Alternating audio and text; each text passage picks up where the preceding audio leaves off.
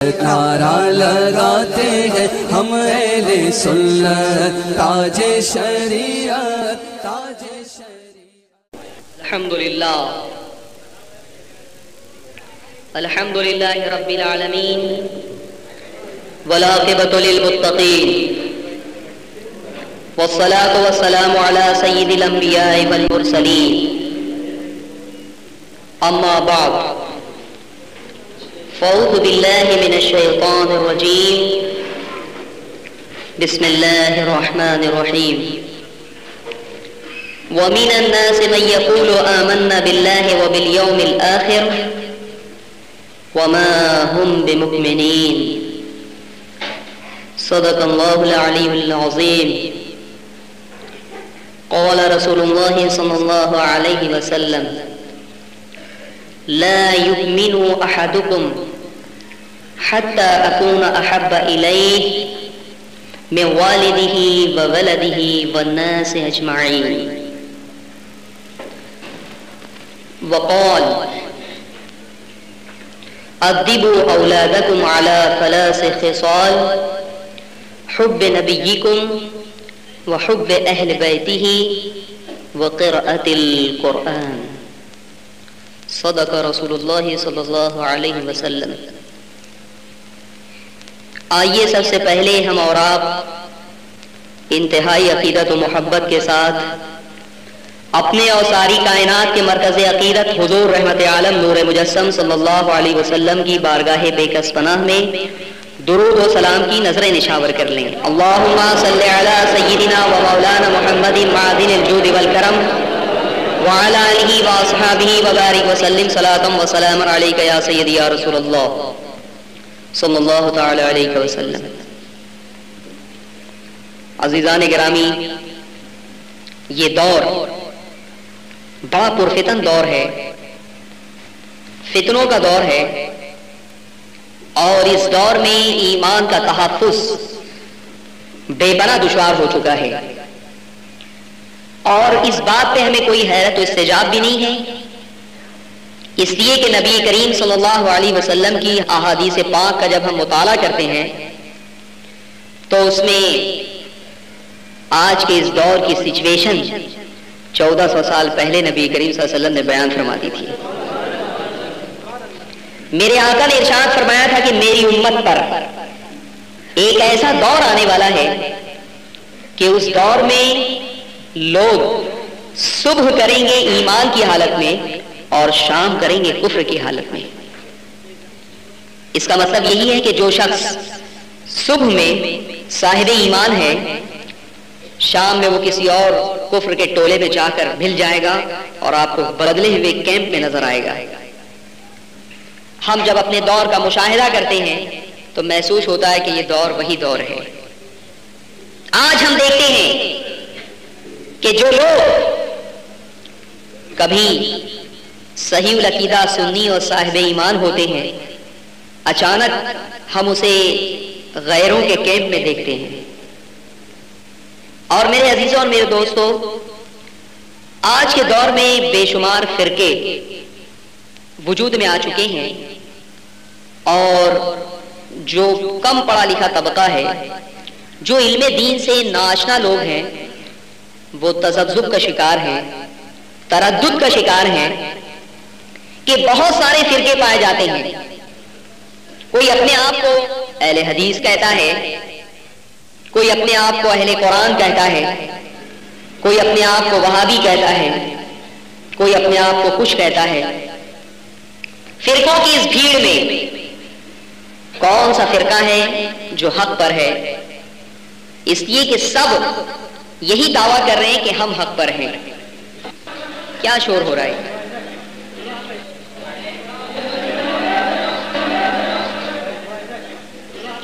اطمینان و سکون کے ساتھ بیٹھ جائیں۔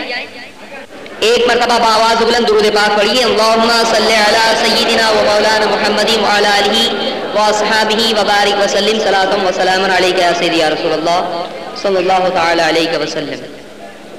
تو میرے عزیزوں اور میرے دوستوں، میں یہ عرض کر رہا تھا کہ آج جتنے فرقے پائے جاتے ہیں کوئی ایک ہی حق پر ہوگا نا اس میں سے؟ کیا خیال ہے آپ؟ ایک ہی ہوگا، اور دعویٰ سب کر رہے ہیں کہ ہم حق پر ہیں، اس لیے کہ سرکار نے جہاں اپنی امت میں فرقوں کی پیشن گوئی فرمائی تھی وہاں یہ بھی فرمایا تھا کہ میری امت میں 72 فرقے ہوں گے لیکن ایک حق پر ہوگا، باقی سب جہنمی ہوں گے۔ اب جو لوگ کہتے ہیں کہ ہم حق پر ہیں تو ظاہر ہے کہ کوئی ایک ہی حق پر ہے، دعویٰ سب کا یہی ہے کہ حق پر ہم ہیں اور ہمارے علاوہ باقی سب جو ہے وہ جہنمی ہے، اس لیے کہ سرکار نے یہ فرما دیا ہے۔ تو میرے عزیزوں اور میرے دوستوں، دیکھیے ہماری حقانیت کی دلیل بہت ساری جہاں ہے وہاں چند دلیلیں یہ بھی ہے کہ آج ہماری مسجدوں میں غیر بھی آ جاتے ہیں، سنیوں کی مسجد میں دیوبندی بھی آ جاتے ہیں، وہابی بھی آ جاتے ہیں، اہل حدیث اپنے آپ کو کہنے والے بھی آ جاتے ہیں، سب آ کے ہمارے امام کے پیچھے نماز پڑھتے ہیں، اور حال یہ کہ ہمارے عقیدے کو شرک بھی کہتے ہیں کہ یا رسول اللہ کہنا شرک ہے، اور جو امام یا رسول اللہ ہر جمعے کو سلام میں پڑھتا ہے اس کے پیچھے آ کے نماز بھی پڑھ رہے ہیں۔ اس کا مطلب یہ ہے کہ وہ ہمارے پیچھے نماز پڑھنے کو جائز سمجھتے ہیں۔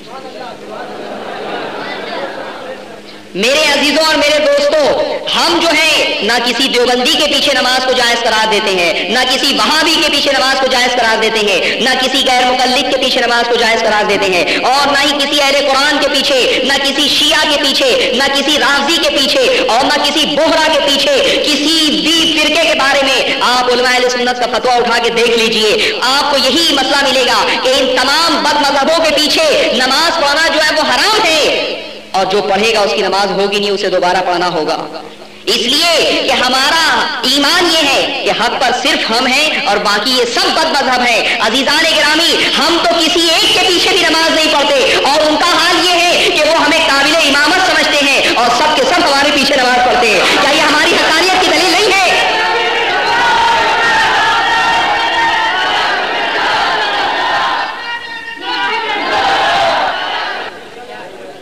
تو یہ بھی ہماری حقانیت کی دلیل ہے کہ ہم کبھی کسی وہابی مسجد میں نماز نہیں ادا کرتے، کسی بھی بد مذہب کی مسجد میں ہم نماز ادا نہیں کرتے۔ میرے عزیزوں اور میرے دوستوں، اس کے بعد اسلام کو نبی کریم صلی اللہ علیہ وسلم نے 150 صدی پہلے نہیں پھیلایا، بلکہ کب پھیلایا؟ 1400 سال پہلے۔ میرے عزیزوں اور میرے دوستوں، پتہ یہ چلا کہ وہی حق پر ہوگا جو 1400 سال سے جس کی کڑیاں ملی ہوئی ہوگی، اور جو فرقہ، جو عقائد، جو نظریات 1400 سال کے بعد قائم ہوئے ہیں وہ نیا فرقہ ہوگا۔ میرے عزیزوں اور میرے دوستوں، مجھے آپ بتائیے کہ کڑیاں کس کی ملی ہوئی ہے؟ مجھے آپ بتاؤ کہ وہابی دیوبندی 30 سال پہلے، 40 سال پہلے، اور ایک بات اور بتا دوں، 1857 سے پہلے پورے ہندوستان میں کہیں بھی یہ نہیں تھے۔ ان کی پیداوار 1857 کے بعد ہوئی ہے۔ کیا اس سے یہ ثابت نہیں ہوتا کہ جو سنی ہیں ہماری کڑیاں صحابہ کرام سے ملی ہوئی ہے، تابعین سے ملی ہوئی ہے، صالحین سے ملی ہوئی ہے؟ ہمارے ہم عقیدہ لوگ جو ہیں ہر صدی میں آپ کو ملیں گے، اور دیوبندیوں کے اور وہابیوں کے عقائد کے ماننے والے، چونکہ یہ مذہب نیا ہے، یہ فرقہ نیا ہے، اور 1.5 صدی پہلے جو ہے اس کی بنیاد رکھی گئی ہے، اس لیے اس کے ماننے والے 1857 سے پہلے نہیں تھے، اب موجود ہوئے ہیں۔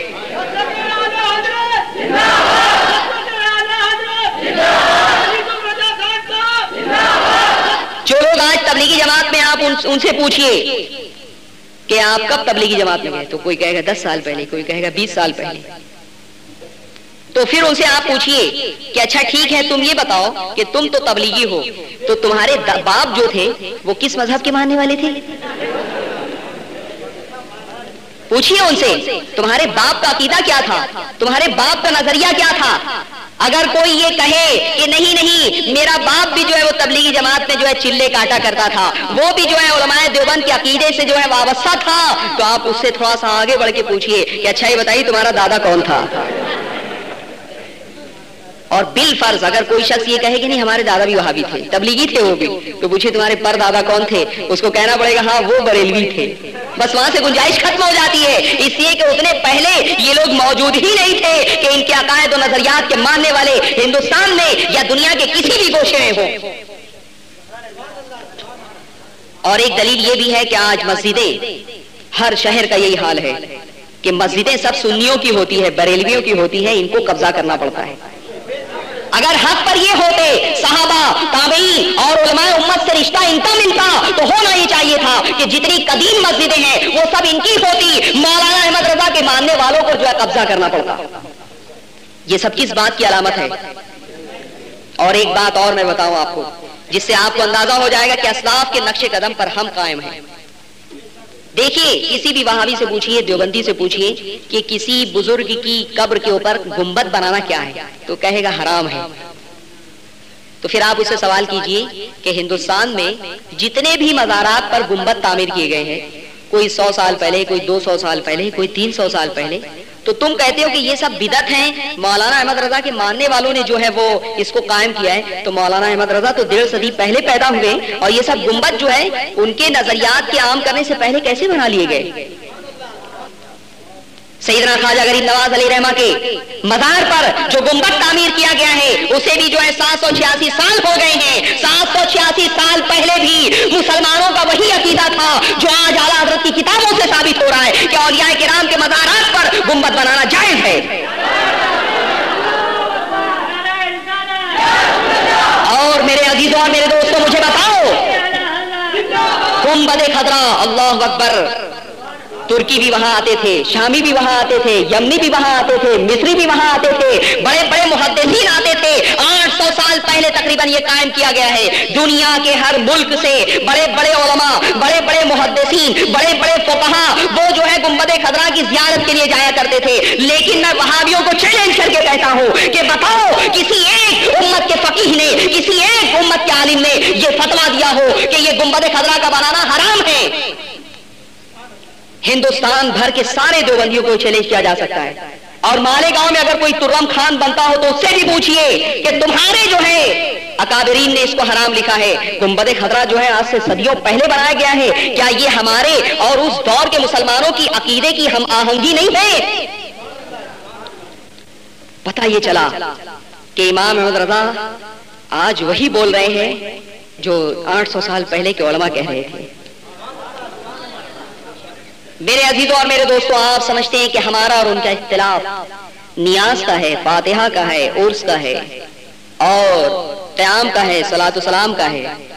بلا شبہ یہ اختلافات ہیں، لیکن یہ اختلافات ایسے ہیں کہ اگر دیوبندی طبقہ اپنے عقیدوں سے توبہ کر لے اور پھر وہ فاتحہ نہ کریں تب بھی ہم ان کو سنی ماننے کے لیے تیار ہیں. لیکن شرط یہ ہے کہ عقیدہ وہ ہو جو علماء اہل سنت کی کتابوں سے ثابت ہے. اور سنو، آج جو لوگ تمہیں یہ مزاج دیتے ہیں کہ میلاد شرک ہے، قیام کرنا جو ہے وہ بدعت و حرام ہے، صلاۃ و سلام پڑھنا بدعت و حرام ہے، کسی بزرگ کی فاتحہ بدعت و حرام ہے. سنو مسلمانوں، غور سے سنو اور پوچھو ان کے مولویوں سے کہ تمہارے بہت بڑے مولوی ہیں، مولوی قاسم نانوتوی، تمہارے بہت بڑے مولوی ہیں مولوی رشید گنگوہی جن کو یہ لوگ غوث الاعظم کہتے ہیں، تمہارے بہت بڑے مولوی ہیں مولوی اشرف علی تھانوی. پوچھئے کہ وہ جس سے مرید تھے صلاۃ و سلام کے سلسلے میں، فاتحہ کے سلسلے میں اور ان سب بارے میں ان کا کیا فتویٰ ہے. دراصل قاسم نانوتوی، رشید گنگوہی اور اشرف علی تھانوی یہ تینوں مرید تھے حاجی امداد اللہ مہاجر مکی سے. اور حاجی امداد اللہ مہاجر مکی کا حال یہ ہے کہ انہوں نے ان سارے معمولات کو باعث ثواب، جائز، اور انہوں نے کہا کہ نہ صرف میں یہ کہتا ہوں کہ یہ باعث ثواب ہے، جائز ہے، بلکہ میں ان معمولات کا عامل بھی ہوں، اس پر عمل بھی کرتا ہوں.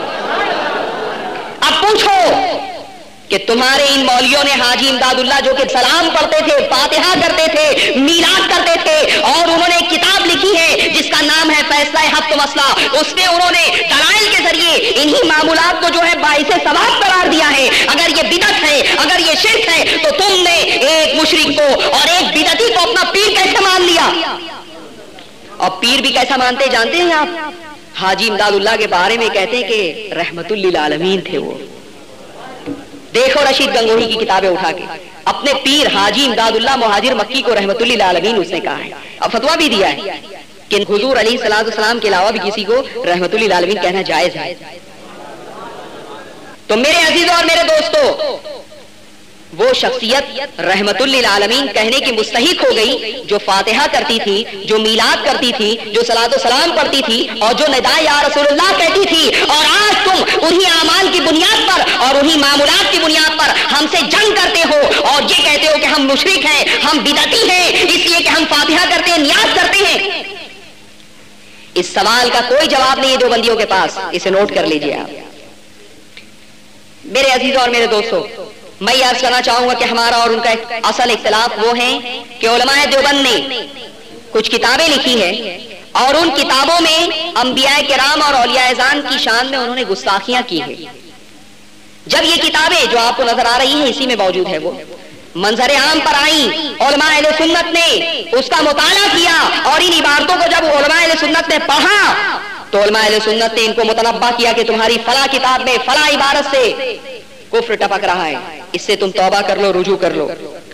مولوی اسماعیل دہلوی نے جب تقویۃ الایمان نامی کتاب لکھی تو اس وقت اعلیٰ حضرت پیدا بھی نہیں ہوئے تھے. اعلیٰ حضرت سے پہلے 30-40 سال پہلے کا یہ معاملہ ہے. تقویۃ الایمان جس کی آج دیوبندی جو ہے جس کو اپنا عقیدہ نامہ بنائے ہوئے ہیں، اس پر جو ہے علامہ فضل خیر آبادی نے فتویٰ دیا اور اسے کافر قرار دیا ہے. میرے عزیزوں اور میرے دوستوں، ابھی اعلیٰ حضرت امام احمد رضا پیدا بھی نہیں ہوئے ہیں لیکن اس سے پہلے ہی علامہ فضل خیر آبادی وہابیوں کے امام کو کافر کہہ رہے ہیں، اس لیے کہ اس کی اس کتاب میں تقویۃ الایمان میں جو ہے بعض عبارتیں ایسی ہیں جس سے نبی کریم صلی اللہ علیہ وسلم کی اور اولیاء اور انبیاء کی شان میں گستاخی توہین ہوتی ہے.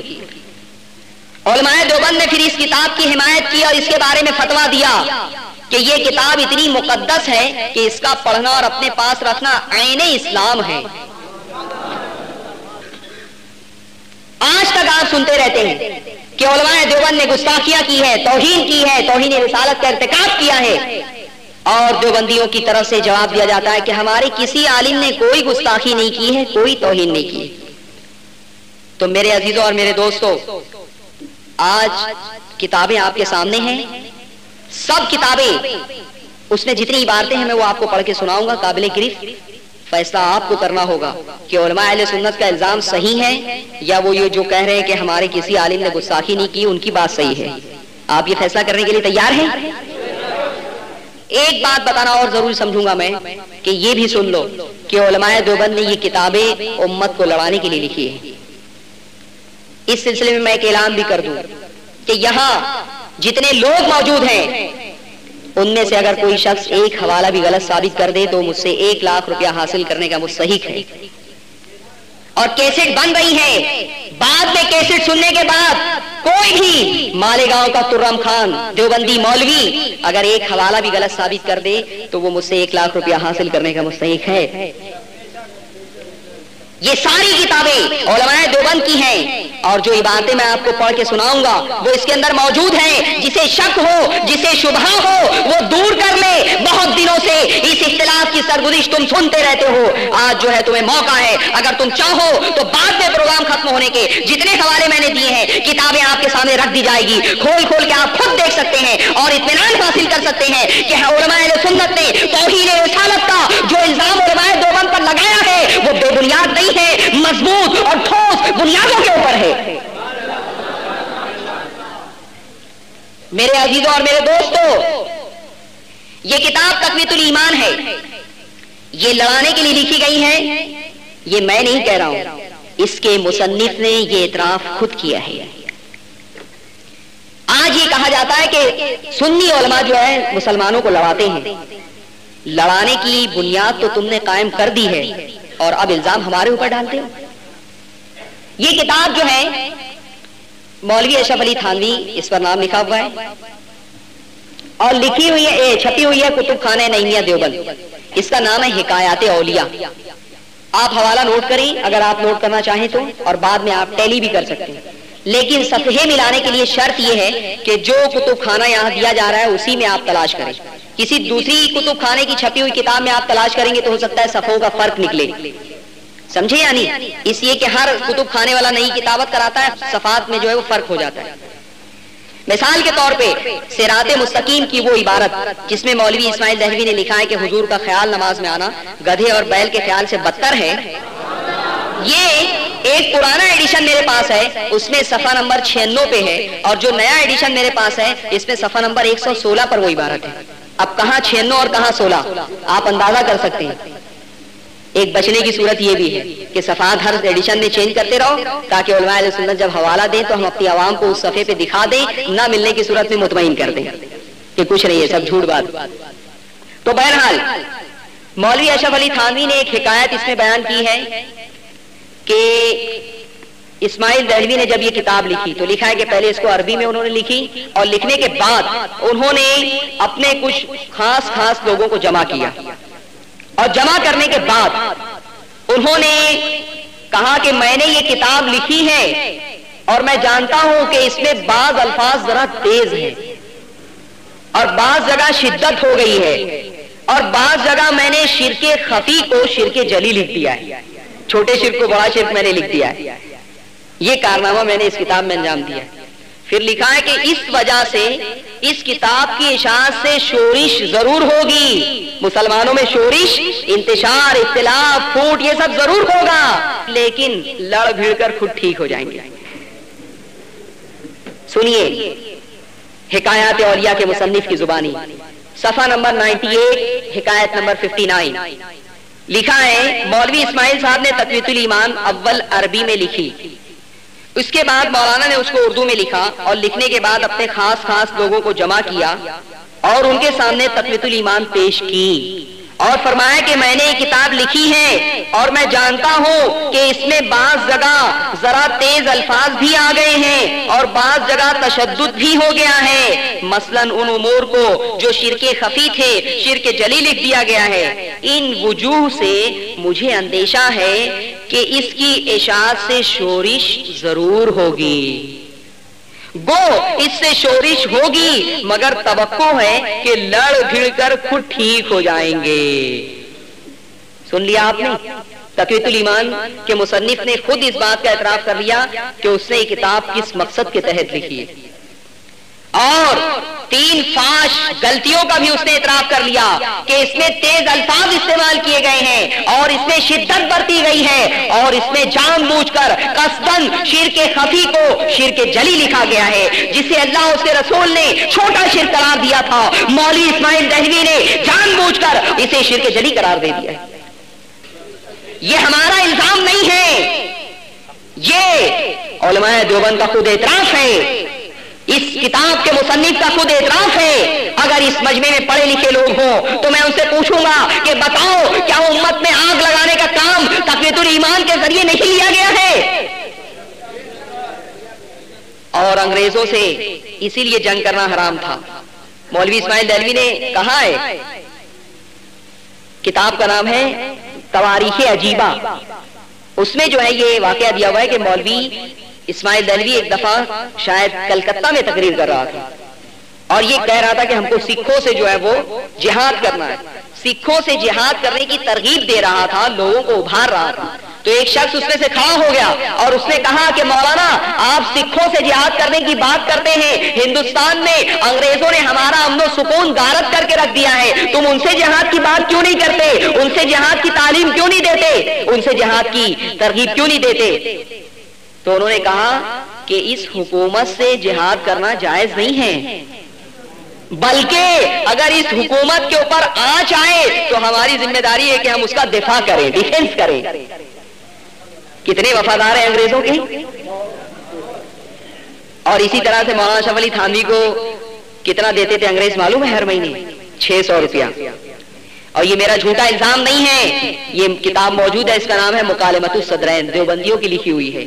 اس کے اندر آپ اٹھا کے دیکھ سکتے ہیں صفحہ نمبر 10 اور صفحہ نمبر 11 پر.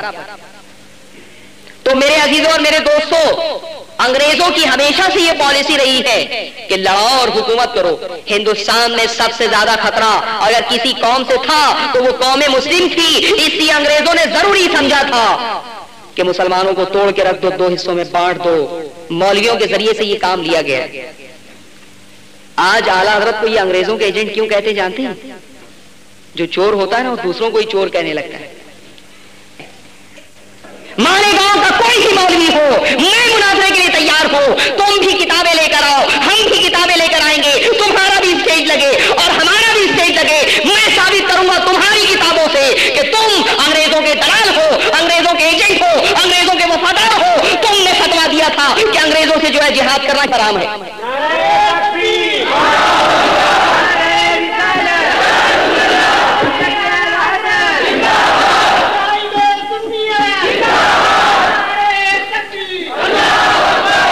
میرے عزیزوں اور میرے دوستوں، تو میں عرض یہ کر رہا تھا کہ یہ ساری کتابیں امت مسلمہ میں لڑانے کے لیے لکھی گئی۔ یہ سنسنی خیز انکشاف آج حکایات اولیاء سے میں نے آپ کے سامنے پیش کر دیا۔ اس کے بعد اب اس کے اندر تیز الفاظ کون سے استعمال کیے گئے میں آپ کو وہ سناؤں گا۔ ایک بات مجھے بتاؤ، تم اپنی ماں سے محبت کرتے ہو یا نہیں؟ اپنے باپ سے محبت کرتے ہو یا نہیں؟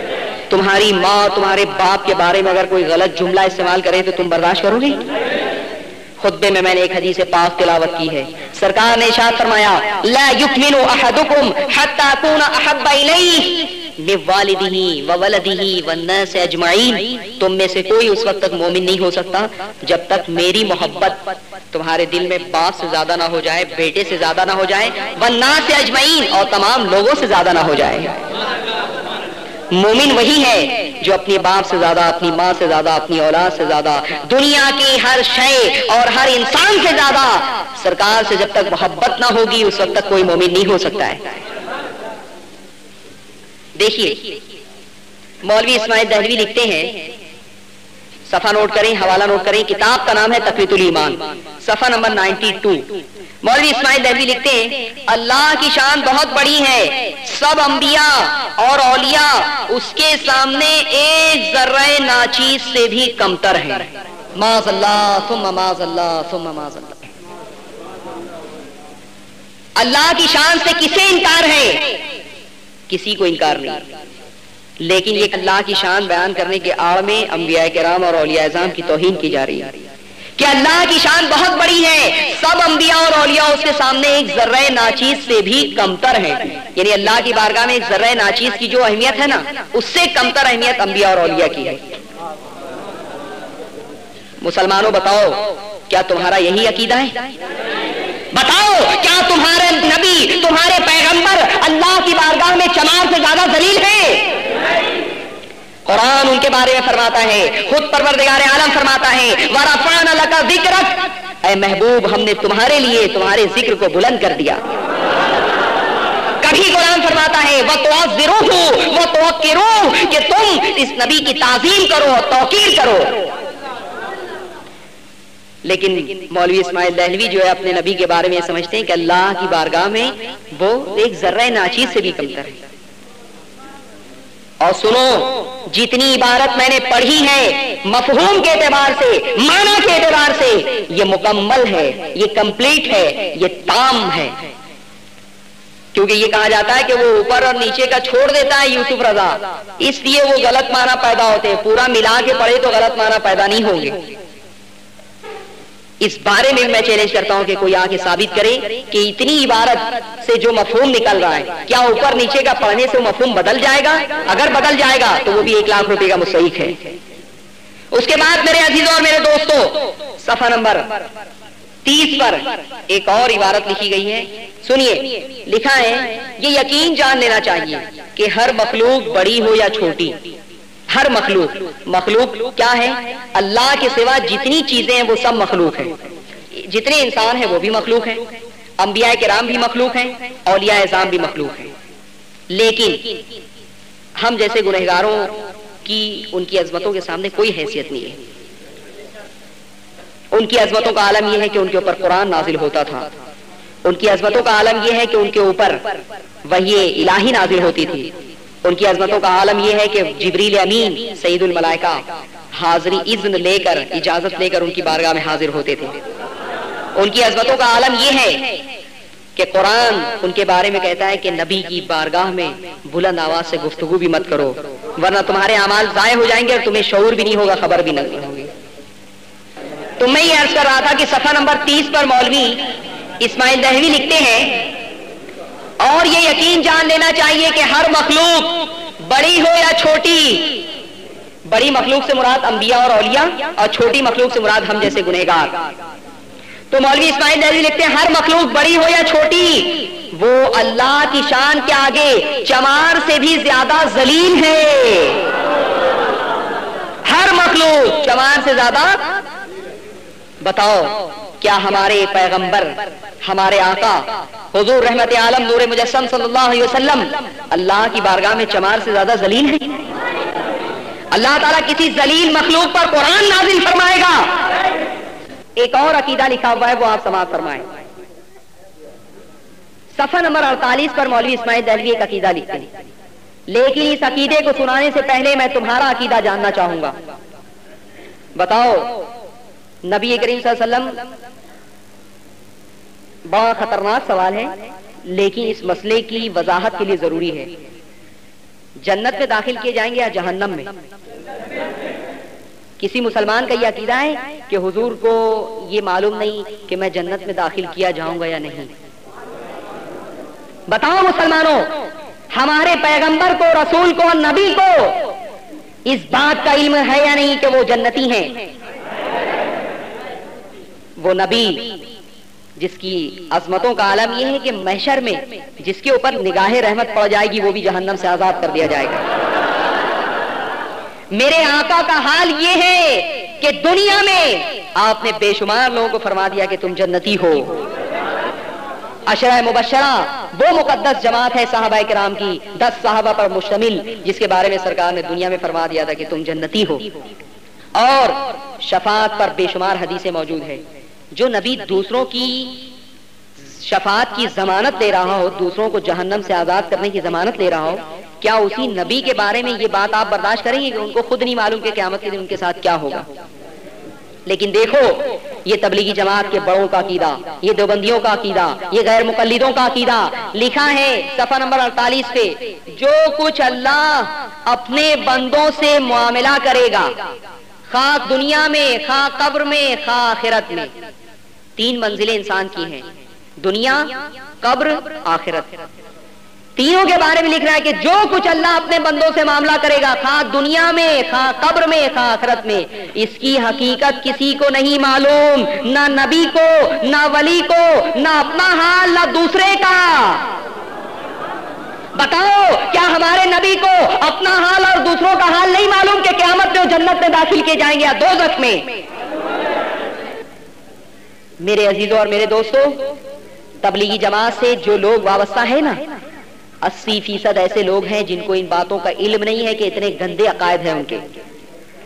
اگر علم دین آپ نے حاصل کیا ہوتا اور ان باتوں کی آپ نے معلومات حاصل کی ہوتی تو تم کٹ جانا تلواروں سے گوارا کر لیتے, لیکن دیوبندیوں کے کیمپ پہ جانا کبھی گوارا نہیں کرتے. اس لیے کہ ایمان سلامت ہے تو آخرت میں کامیابی نصیب ہوگی. اور لاکھ سجدے کرو, نمازیں پڑھو, لیکن نبی کی عظمت دل سے نکل جائے تو عبادتیں کچھ کام نہ آئے گی.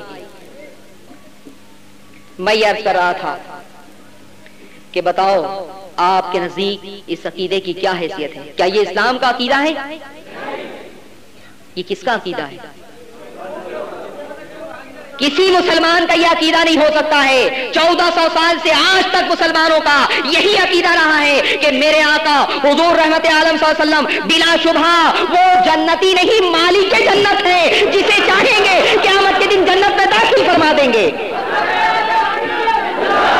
قرآن عظیم فرماتا ہے بلا سوف یؤتی کا رب کا فتح کو. قرآن فرماتا ہے, اللہ تعالیٰ فرماتا ہے کہ محبوب ہم تمہیں اتنا عطا فرمائیں گے کہ تم راضی ہو جاؤ گے. سرکار نے اس موقع پہ اللہ کی بارگاہ میں التجا کی اور کہا اے اللہ میں اس وقت تک راضی نہیں ہوں گا جب تک میرا ایک امتی بھی جہنم کے دہکتے ہوئے شعلوں میں جلتا رہے گا. اور اس نبی کے بارے میں کہا جا رہا ہے کہ اس نبی کو خود اپنے بارے میں علم نہیں کہ وہ جنت میں داخل کیے جائیں گے یا جنت میں. قبر میں کیا ہوگا ان کو خود نہیں معلوم. میرے عزیزوں اور میرے دوستوں وہ ذات جس کے بارے میں قبر میں بھی سوال ہوگا ما کنت تقول فی ھذا الرجل، اس ذات کے بارے میں تو کیا کہتا تھا. تو میرے عزیزوں اور میرے دوستوں قبر میں جس ذات کے بارے میں سوال کرنا ایمان کی ضمانت ہو اسی ذات کے بارے میں کہا جا رہا ہے کہ قبر میں ان کے ساتھ کیا معاملہ پیش آئے گا ان کو نہیں معلوم. کیا آپ کا یہی عقیدہ ہے؟ پوچھو ان دیوبندیوں سے کہ کیا ان عقائد کی بنیاد پر تم جو توہین رسالت کے مرتکب قرار دیے جاتے ہو وہ صحیح نہیں ہے؟ میرے عزیزوں اور میرے دوستوں صفحہ نمبر 100 پر ایک حدیث پاک کی وضاحت کرتے ہوئے مولوی اسماعیل دہلوی لکھتے ہیں. حدیث پاک پہلے آپ سن لیں تاکہ پورا بیک گراؤنڈ کہ حضور علیہ الصلوۃ والسلام کی اور ایک صحابی رسول کی کیا گفتگو ہوئی اور اس موقع پہ سرکار نے کیا کہا، اس کا کیا معنی تھا اور اس معنی کو اسماعیل دہلوی نے کن لفظوں میں بیان کیا ہے. ایک صحابی رسول ایک جگہ گئے جس کا نام ہے ہیرا. وہاں سے وہ لوٹے تو انہوں نے کہا یا رسول اللہ میں ہیرا شہر گیا ہوا تھا اور وہاں میں نے دیکھا کہ لوگ اپنے بادشاہ کو سجدہ کرتے ہیں. تو یا رسول اللہ آپ زیادہ مستحق ہیں کہ ہم آپ کو سجدہ کریں، آپ تو اللہ کے پیغمبر ہیں. اتنا انہوں نے کہا تو سرکار نے فرمایا کہ تم مجھے بتاؤ کیا تم میری قبر سے گزرو گے تو اس کو سجدہ کرو گے؟ تو صحابی رسول نے کہا یا رسول اللہ نہیں. تو سرکار نے فرمایا پھر مجھے بھی سجدہ مت کرو. بس اتنا مفہوم حدیث پاک کے الفاظ سے ثابت ہے. لیکن مولوی اسماعیل دہلوی نے کہا یعنی جو اس کی وضاحت کرتے ہوئے کہ سرکار نے گویا ایسا فرمایا کہ ایک دن میں بھی مر کر مٹی میں ملنے والا ہوں تو میں سجدے کا مستحق نہیں ہوں. یہ سنیے صفحہ نمبر 100 کی عبارت. مولوی اسماعیل دہلوی اسی حدیث پاک کی وضاحت کرتے ہوئے لکھتے ہیں یعنی میں بھی ایک دن مر کر مٹی میں ملنے والا ہوں تو کب سجدے کے لائق ہوں؟ بتاؤ سرکار نے کیا یہ خطرناک جملہ استعمال کیا تھا؟ حدیث پاک کا ایک نقطہ بھی اس مفہوم اور اس معنی کی تائید نہیں کرتا ہے. میرے عزیزوں اور میرے دوستوں مجھے بتاؤ کیا مر کر مٹی میں ملنے کا عقیدہ اسلام کا عقیدہ ہے؟ میرے آقا نے ارشاد فرمایا ان اللہ حرم علی الارض ان تاکل اجساد الانبیاء فنبی اللہ حی یرزق. سرکار نے ارشاد فرمایا کہ اللہ تعالیٰ نے زمین کے اوپر حرام کر دیا ہے کہ وہ نبیوں کے جسموں کو کھائے. فنبی اللہ حی، اللہ کا نبی زندہ ہے، یرزق اور رزق دیا جاتا ہے، رزق دیا جاتا ہے. فنبی اللہ حی. میرے عزیزوں اور میرے دوستوں شیخ عبدالحق محدث دہلوی ایک روایت نقل فرماتے ہیں کہ سرکار نے فرمایا کہ جب میں معراج کے لیے جا رہا تھا تو میرا گزر حضرت موسیٰ کی قبر سے ہوا تو میں نے دیکھا کہ حضرت موسیٰ اپنی قبر میں نماز ادا فرما رہے ہیں. اللہ کے نبی زندہ ہیں. جتنے انبیاء کرام اس دنیا میں جلوہ گر ہوئے سب زندہ ہیں اور اللہ نے حرام کر دیا ہے زمین کے اوپر کہ وہ نبیوں کے جسموں کو کھائے. لیکن مولوی اسماعیل دہلوی لکھ رہے ہیں کہ میں بھی ایک دن مر کر مٹی، یعنی سرکار نے گویا ایسا فرمایا کہ میں بھی ایک دن مر کر مٹی میں ملنے والا ہوں تو کب سجدے کے لائق. سنو پھر یہ بتاؤ کہ مرنے کا لفظ تم اپنے پیر کے لیے استعمال کر سکتے ہو؟ اگر تمہارے باپ کے لیے اگر کوئی یہ کہے کہ تیرا باپ مر گیا تو یقیناً مر گیا کا لفظ آپ کو خراب لگے گا. آپ جب اپنے باپ کے بارے میں جملہ سننا گوارا نہیں کرتے، آپ جب اپنے پیر کے بارے میں جملہ سننا گوارا نہیں کرتے تو مجھے بتاؤ کیا نبی کے بارے میں کوئی مرنے کا لفظ استعمال کرے تو کیا یہ اس کے دل میں چھپا ہوا نفاق ظاہر نہیں کرتا ہے؟ اور یہی وجہ ہے کہ اس عبارت کو نئے ایڈیشن میں چینج کر دیا گیا. آپ نیا ایڈیشن اس کا لیجئے تو اس میں ہے کہ یعنی میں بھی ایک دن مر کر قبر میں جا سوؤں گا. یہ دیکھیے نئے ایڈیشن میں قبر میں جا سوؤں گا. بتاؤ اعتراف کر لیا ہے یا نہیں کہ اس سے توہین ہوتی ہے؟ اگر ایسا نہیں ہوتا تو اس عبارت کو بدلتے نہیں. بدلنے کی ضرورت اسی لیے پیش آئی کہ وہ سمجھ رہے کہ اس سے گستاخی ہوتی ہے. مسلمان جو ہے بھڑکیں گے دیکھ کے اس لیے اس کو جا سوؤں گا کر دیا. لیکن میرے عزیزوں اور میرے دوستوں دیوبندیوں کے مولوی رشید گنگوہی جنہیں یہ لوگ غوث العظم کہتے ہیں، ان کی تعویل یہ ہے کہ مر کر مٹی میں ملنے سے مراد سڑنا گلنا نہیں ہے بلکہ قبر میں جانا ہے۔ تو مجھے بتاؤ کہ اس ذات گرامی کے بارے میں اتنا خطرناک جملہ کیوں استعمال کیا گیا ہے؟ کیا اردو زبان کا دامن اتنا تنگ ہے کہ مولوی اسماعیل دہلوی کو اپنے اس مقصد کو اور معافی ضمیر کو ادا کرنے کے لیے ایسے الفاظ نہ ملے؟ میرے عزیزوں اور میرے دوستوں، یہی ہے ہمارے اختلاف کی وجہ، یہی ہے ہمارے اختلاف کی بنیاد۔ ہم آج بھی ہاتھ ملانے کے لیے تیار ہیں، اتحاد کے لیے تیار ہیں، شرط یہ ہے کہ نبی کے بارے میں تم نے جو نازیبا کلمات اپنی کتاب میں استعمال کیے ہو اسے نکال دو، اس سے توبہ کر لو۔ ہمارا تمہارا کوئی اختلاف نہیں۔ تم نے ہماری زمین غصب نہیں کی ہے، تم نے ہمارا مال نہیں چھینا ہے، تم نے ہمیں اذیت نہیں پہنچائی ہے، تم نے ہمارے کسی عزیز کا خون نہیں کیا ہے، لیکن پھر بھی ہماری نفرتوں کا عالم یہ ہے کہ تم سلام کرتے ہو تو ہم جواب تک نہیں دیتے۔ وجہ صرف یہی ہے کہ تم نبی پر سلام کو شرک بولتے ہو، اس لیے ہم تم کو سلام نہیں کرتے اور جواب نہیں دیتے۔ میرے عزیزوں اور میرے دوستوں، میں آپ سے یہ کہوں گا کہ جو لوگ ان کے کیمپ میں چلے گئے ہیں، محبت کے ساتھ، نرمی کے ساتھ آپ کوشش کریں کہ جو کچھ آپ سن رہے ہیں ان کو جا کر بتائیں، اپنی ذمہ داری پوری کریں، اور ان باتوں کو سننے کے بعد بھی اگر کوئی واپس نہیں لوٹتا ہے تو سمجھ لو کہ پروردگار عالم نے اس کے دل پر مہر کر دی ہے اور اب وہ کسی ذریعے سے واپس نہیں لوٹ سکتا ہے۔ میرے عزیزوں اور میرے دوستوں، اس طرح کی عبارتیں صفحہ نمبر 70 پر ایک اور عبارت ہے، وہ آپ سماعت فرمائیں۔ حضور علیہ الصلوۃ والسلام کو بے بس ثابت کرنے کے لیے اس نے جو ہے وہ چند صفحات سیاہ کیے، اور اسی درمیان میں لکھا ہے کہ مختار علی صاحب اختیار، کہ صرف اللہ تعالیٰ کی ذات ہے اور کسی کی ذات نہیں۔ تو لکھا ہے، یعنی ایسا لگتا ہے جیسے طنز کرنے کے حساب سے لکھا ہے، نبی پر طنز۔ اللہ اکبر، انداز سے آپ سمجھ سکتے ہیں۔ دیکھیے اتنی عبارت کا ٹکڑا ہے، جس کا نام محمد، یا پہلے تو اوپر بحث ہے کہ مختار صرف اللہ ہے، نبی کے چاہنے سے لکھا ہے کچھ نہیں ہوتا، کچھ نہیں ہوتا، لکھا ہے جس کا نام محمد یا علی ہے وہ کسی چیز کا مختار نہیں۔ بتاؤ، لوگوں کے دلوں کو پھیر دینا پیغمبر اسلام کی خصوصیت ہے۔ یعنی محشر کی تپتی ہوئی دھوپ میں جسے وہ چاہیں گے اسے جہنم کے دہتے ہوئے شعلوں سے آزاد کر کے جنت میں داخل کر دینے کا اختیار انہیں ہے یا نہیں؟ بتاؤ، اس زمین پہ کھڑے رہ کر چاند کے 2 ٹکڑے کر دینے کا اختیار انہیں ہے یا نہیں؟ بتاؤ، ڈوبے ہوئے سورج کو اپنی مرضی کے مطابق پھیر لینے کا اختیار پروردگار عالم نے انہیں عطا فرمایا۔ بتاؤ، اپنی ٹھوکروں سے مردوں کو زندہ کر دینے کا اختیار پروردگار عالم نے انہیں دیا ہے نہیں؟ بتاؤ، شجر و حجر سے اپنا کلمہ پڑھا لینے کا اختیار پروردگار عالم نے انہیں دیا ہے نہیں؟ بے شمار اختیارات میں آپ کے سامنے پیش کر سکتا ہوں، لیکن ایک با اختیار نبی کے بارے میں، اس ذات کے بارے میں کہا جا رہا ہے جس کا نام محمد یا علی ہے، وہ کسی چیز کا مالک و مختار نہیں۔ کیا تمہارا یہی اپنے نبی کے بارے میں عقیدہ ہے؟ بتاؤ، یہی ہے؟ اس سے توہین اور گستاخی ہوتی ہے یا نہیں؟ ایک بات اور آپ کو میں بتاؤں، دیکھیے، اللہ کی عظمت سے کسی کو انکار ہے؟ اللہ کی شہنشاہی سے کسی کو اختلاف ہے؟ اللہ کی قدرت سے کسی کو انکار ہے؟ مولوی اسماعیل دہلوی صفحہ نمبر 54 پر لکھتے ہیں، پہلے اللہ تعالیٰ کی عظمت بیان کر رہے ہیں، اسی کے بہانہ ان کو وہی چاہیے۔ لکھا ہے، اس شہنشاہ کی شان تو یہ ہے کہ ایک حکم کن سے، کن، اللہ تعالیٰ کی قدرت یہ ہے کہ جب وہ کسی چیز کا ارادہ فرماتا ہے تو اس کو واقع کرنے کے لیے اللہ تعالیٰ صرف اتنا فرماتا ہے، کن، ہو جا، تو وہ ہو جاتی ہے۔ جنت کو اللہ تعالیٰ نے کن فرمایا تو جس طرح سے اللہ نے چاہا اس طرح سے جنت بن گئی۔ دنیا کو پیدا کرنا تھا تو اللہ تعالیٰ نے کن فرمایا، جس طرح سے اللہ نے چاہا دنیا پیدا ہو گئی۔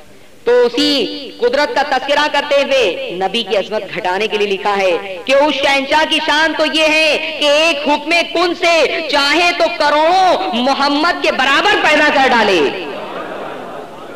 بتاؤ، ہمارے نبی کا نام لے کے اس موقع پہ گستاخی کی گئی ہے یا نہیں؟ کوئی مسلمان ایسا نہیں ہے जो ये अकीदा ना रखता हो, लेकिन ऐसे अकीदे बहुत सारे हैं। मुफ्ती साहब से पूछिए कि वो है तो अकीदा इस्लाम का, लेकिन अगर उसे तुम जुबान पे लाते हो, उसे तुम लफ्जों में ढालोगे तो कुफ्र हो जाएगा। बताओ, कायनात के जर्रे जर्रे का खालिक जो है परवरदिगार आलम है या नहीं? कायनात के जर्रे जर्रे का खालिक है, लेकिन पूछिए उलमा से कि जो शख्स परवरदिगार आलम को खालिकुल खिंजीर कहेगा, सूअर का खालिक कहेगा, वो इस्लाम के दामन से निकल जाएगा। ये बात तो सही है, अल्लाह ताला कादिर मुतलक है, लेकिन इस मौके पे ये कहना कि वो चाहे तो एक हुक्म कुन से करोड़ों मोहम्मद के बराबर पैदा कर डाले, क्या ये गुस्ताखी की नियत से नहीं कहा गया है? अगर नहीं कहा गया है देवबंदियों के नजदीक, तो फिर मुझे भी इजाजत दो, मैं भी चंद जुमले कहना चाहता हूं। बताओ, अगर मैं ये कहूं कि उस शहंशाह की शान तो ये है कि वो चाहे तो एक हुक्म कुन से सारे तबलीगियों को सुअर बना दे, बताओ अल्लाह ताला इस पे कादिर है या नहीं? बताओ। अगर मैं ये कहूं क्या उस शहंशाह की शान तो ये है कि वो चाहे तो एक हुक्म कुन से मालेगांव के सारे देवबंदी मौलवियों को कुत्ता बना दे, बताओ अल्लाह ताला देवबंदी मौलवियों को कुत्ता बना सकता है या नहीं? सुनो, मैं किसी को चिढ़ाने के लिए नहीं बोल रहा हूं। नबी के बारे में जो नाकाबिले बर्दाश्त जुमला इस्तेमाल किया गया है, उसका इस्तिराफ क्या होता है, वो बताने के लिए मिसाल दे रहा हूं कि जब तुम्हारे मौलवियों का नाम लिया जाता है तो तुम्हें बहुत खराब लगता है, हमारे नबी की अजमतों पे ज़ल्म लगाते हो, तो क्या दीवाने मुस्तरिद नहीं होंगे?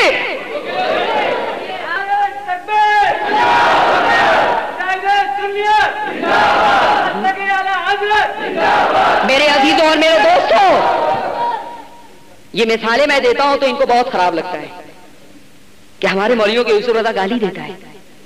अरे अगर ये गाली है, खुदा की मैं कुदरत बयान कर रहा हूं और बिला शुबा इस पर खुदा कादिर है, तो फिर तुम्हें खराब क्यों लग रहा है? यही कहोगे नहीं, तुम अल्लाह की कुदरत बयान करने के लिए जो हमारे मौलवियों का तस्करा किए ना, उससे गुस्ताखी का माना होता है, यही कहते हैं। तो फिर हमें क्यों नहीं हक हासिल है? अब आइए तक़वीतुल ईमान के अलावा उलमाए देवबंद के दूसरे लिटरेचर का हम मुताला करें और जायजा लें। ये किताब मेरे हाथ में है, बराहीने कातिया। क्या नाम है इसका? बराहीने कातिया। और ये किताब लिखी हुई है मौलवी खलील अहमद अंबिठवी की। ये देखिए सफा नंबर, छपी हुई है ये किताब कुतुब खाना इमदादिया देवबंद यूपी, और सफा नंबर 30 पर मौलवी खलील अहमद अंबिठवी मदरसा देवबंद की अजमत बयान करते हैं। सारे लोगों के रमजान के चंदे का रुख दारुल देवबंद की तरफ फेरने के लिए ये ख्वाब बयान किया गया। सुनिए, सफा नंबर 30 पे लिखते हैं, मदरसा देवबंद की अजमत हक ताला की दरगाह पाक में बहुत है। जब मदरसा देवबंद की अजमत हक ताला की दरगाह पाक में बहुत है, तो उसी हक ताला की दरगाह पाक में मदीने में पैदा होने वाले मोहम्मद अरबी की क्यों नहीं है? वो तो एक जर्रा नाचीज से कमतर ठहरे, यही कहते हैं ना, ये तक़वीतुल ईमान ने यही लिखा है ना। और मदरसा देवबंद की अजमत हक ताला की दरगाह पाक में बहुत है। अब क्यों है, उसकी वजह भी देखिए कितनी सनसनीखेज है। मदरसा देवबंद की अजमत हक ताला की दरगाह पाक में बहुत है कि सदहा आलिम यहां से पढ़कर गए और खल्के कसीर को जुल्माते जलालत से निकाला। यही सबब है कि एक साले कहते हैं नेक आदमी को फखरे आलम अलैहिस्सलाम की जियारत से ख्वाब में मुशर्रफ हुए। एक देवबंदी ने हुजूर को ख्वाब में देखा तो आपको उर्दू में कलाम करते देखकर पूछा कि आपको ये कलाम कहां से आ गई? आपको ये कलाम कहां से आ गई? आ गया होना चाहिए, हाँ, लेकिन आ गई लिखा है, मुजक्कर को मुअन्नस बना लिया गया है। और देवबंदियों की बहुत पुरानी आदत है मुजक्कर को मुअन्नस बना लेनी। इनके एक मौलवी ने ख्वाब देखा। अरे कौन मौलवी? गौसुल आजम। देवबंदियों के गौसुल आजम ने ख्वाब देखा। बड़ा फर्क है हमारे गौसुल आजम में और इनके गौसुल आजम। तज़किरतुर रशीद में रशीद गंगोही को गौसुल आजम लिखा है। क्या लिखा है? सफा नंबर 2 पे ही लिखा हुआ है। तो देवबंदियों के गौसुल आजम ने ख्वाब देखा कि मौलाना कासिम नानूतवी दुल्हन की सूरत में ख्वाब में आए हैं। किस शक्ल में आए? اس کے بعد لکھا ہے کہ مولانا رشید گنگوہی نے بیان کیا کہ میرا ان سے نکاح ہوا. پھر لکھا ہے کہ سو جس طرح سے میاں بیوی کو ایک دوسرے سے فائدہ پہنچتا ہے اسی طرح سے انہیں مجھ سے اور مجھے ان سے فائدہ پہنچا. یہ تو خواب کا واقعہ ہے، خواب کا. اگر بیداری کا واقعہ میں بتاؤں تو شرم سے آپ پانی پانی ہو جائیں گے. اور بیداری میں جو کچھ آدمی کرتا ہے پھر خواب میں بھی وہ دیکھتا ہے. تو بہرحال سنیے، آپ کو اردو میں کلام کرتے دیکھ کر پوچھا کہ آپ کو یہ کلام کہاں سے آ گئی؟ آپ تو عربی ہیں. خواب دیکھنے والے دیوبندی نے کیا کہا کہ یا رسول اللہ آپ تو عرب میں پیدا ہوئے، سعودیہ میں پیدا ہوئے، وہاں تو عربی بولی جاتی ہے، آپ اردو میں مجھ سے کلام کر رہے ہیں، تو یہ آپ کو زبان کہاں سے آئی؟ ایسا سوال کیوں کر رہا تھا؟ اس لیے کہ ہمارے در کا وہ تربیت یافتہ نہیں تھا، ورنہ وہ تو جانتا کہ میرے آقا کی عظمتوں کا حال یہ ہے کہ وہ تو جانوروں کی زبان بھی سمجھ لیتے ہیں، ان کی فریاد بھی سن لیتے ہیں، فریاد رسی بھی فرماتے ہیں. جانور جو ہے ان کو الصلاۃ والسلام علیک یا رسول اللہ بھی کہتے ہیں. اب سنیے، خواب دیکھنے والے کا یہ سوال تھا اور سرکار نے جواب دیا. فرمایا کہ جب سے علماء مدرسہ دیوبند سے ہمارا معاملہ ہوا ہم کو یہ زبان آ گئی. سبحان اللہ، اس سے رتبہ اس مدرسے کا معلوم ہوا. کیا لکھا ہے؟ سبحان اللہ، اس سے رتبہ اس مدرسے کا معلوم ہوا. مدرسے کا رتبہ کیوں بڑھ گیا؟ کہ حضور بھی اردو سیکھنے کے لیے اس مدرسے میں آئے. میرے عزیزوں اور میرے دوستوں، بتاؤ کیا اس عقیدے کو تم برداشت کرو گے؟ مدرسہ دیوبند کی عظمت ظاہر کرنے کے لیے دیوبندی مولوی نے جو خواب بیان کیا ہے، کیا تم اسے ایک لمحے کے لیے بھی سچ ماننے کے لیے تیار ہو؟ نہیں. اور جو سب سے زیادہ توہین آمیز پہلو اس سے نکلتا ہے وہ یہ ہے کہ معلم الکائنات کو، جو ساری دنیا کے لیے معلم بنا کے بھیجے گئے، انسانوں کے لیے بھی اور جنوں کے لیے بھی، ذرہ ذرہ جن کی نبوت کی گواہی دیتا ہے، کائنات کا ذرہ ذرہ جن کو نبی اور پیغمبر مانتا ہے اور ان کی رسالت کی تصدیق کرتا ہے، کیا اس ذات گرامی کے بارے میں آپ کا یہی عقیدہ ہے کہ ان کو اردو مدرسہ دیوبند سے آئی ہے؟ لیکن دیوبندی مولوی چونکہ نبی کی عظمت دل میں نہیں ہے، اس لیے اس طرح کا واقعہ اور خواب بیان کرنے میں بھی ان کو کوئی عار معلوم نہیں ہوتا ہے. میرے عزیزوں اور میرے دوستوں، میرے آقا کی عظمتوں کا حال کیا تھا آپ جانتے ہیں؟ ایک مرتبہ آپ صحابہ کرام کے ساتھ کہیں جا رہے تھے، ایک اونٹ آیا اور آ کر آپ کے قدموں میں گر گیا. صحابہ نے دیکھا کہ اس کی آنکھوں سے آنسو جاری ہے اور پھر وہ سرکار کے گوشے مبارک کے پاس اپنا لب لایا اور اس نے کچھ کہا. اس کے بعد سرکار نے فرمایا کہ اس کے مالک کو بلایا جائے. اس کا مالک بلایا گیا. سرکار نے فرمایا کہ یہ اونٹ میں خریدنا چاہتا ہوں، تم مجھ سے بیچ دو. اس شخص نے کہا کہ یا رسول اللہ یہ اونٹ تو بالکل بوڑھا ہے، ضعیف ہے، ناتواں ہے، کسی کام کا نہیں ہے، بالکل ناکارہ ہے. تو سرکار نے فرمایا کہ ہاں میں اسی لیے خریدنا چاہتا ہوں، اس لیے کہ اس اونٹ نے مجھ سے یہی فریاد کی ہے، اپنی اسی کمزوری کے حوالے سے مجھ سے فریاد کی ہے، اور یہ مجھ سے کہہ رہا ہے کہ یا رسول اللہ میں ضعیف ہو چکا ہوں، بوڑھا ہو چکا ہوں اور اب مجھ سے بوجھ اٹھایا نہیں جاتا ہے، میں چل نہیں پاتا ہوں، اس لیے میرا مالک اب مجھ سے مایوس ہو چکا ہے اور وہ آج یہ کہہ رہا تھا اپنے بیٹے سے کہ کل تو اس اونٹ کو ذبح کر دینا، اس لیے کہ اب یہ ناکارہ ہو گیا ہے، کسی کام کا نہیں رہا. یا رسول اللہ کل میں زندگی سے محروم کر دیا جاؤں گا، مجھے ذبح کر دیا جائے گا، مجھے قتل کر دیا جائے گا، آقا مجھے بچا لیجئے. جب وہ صحابی رسول یہ سنے تو انہوں نے کہا یا رسول اللہ اگر آپ کی خواہش یہ ہے تو پھر خریدنے کی کوئی ضرورت نہیں ہے، ہم اب اسے کل ذبح نہیں کریں گے، اسے اچھا کھانا پینا بھی دیں گے اور یہ ویسی زندگی گزارے گا، اس سے ہم کوئی کام بھی نہیں لیں گے. یہ سننے کے بعد وہ اونٹ دوبارہ سرکار کے گوشے مبارک کے پاس اپنا لب لاتا ہے اور پھر کچھ کہتا ہے. جب وہ آپ سے سنا تو آپ کی آنکھوں سے آنسو جاری ہو گئے. صحابہ نے پوچھا یا رسول اللہ پہلے تو اونٹ کی آنکھوں سے آنسو جاری تھے، اب آپ کی آنکھوں سے جاری ہو گئے ہیں، اس کی کیا وجہ ہے؟ تو سرکار نے فرمایا کہ یہ اونٹ مجھ سے کہہ رہا ہے یا رسول اللہ آپ نے مجھے ذبح ہونے سے بچا لیا ہے، میں پروردگار عالم کی بارگاہ میں دعا کرتا ہوں کہ اللہ تعالیٰ آپ کی گنہگار امت کو جہنم کے دہتے ہوئے شعلوں سے بچا لے.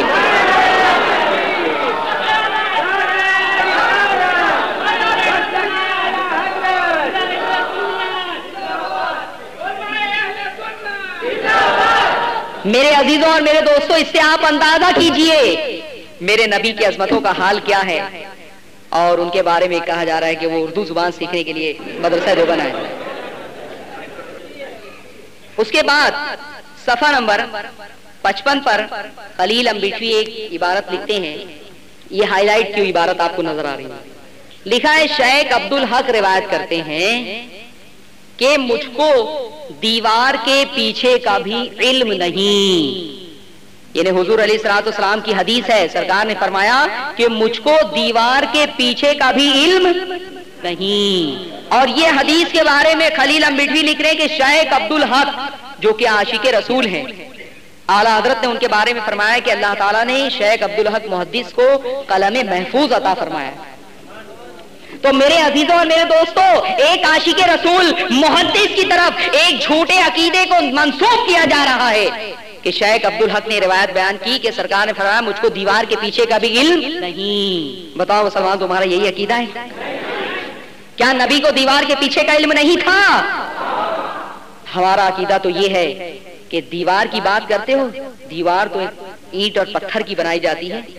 دل میں جو خطرات پیدا ہوتے ہیں نا، میرے آقا اس پر بھی واقف ہے، میرے آقا اس پر بھی مطلع ہے.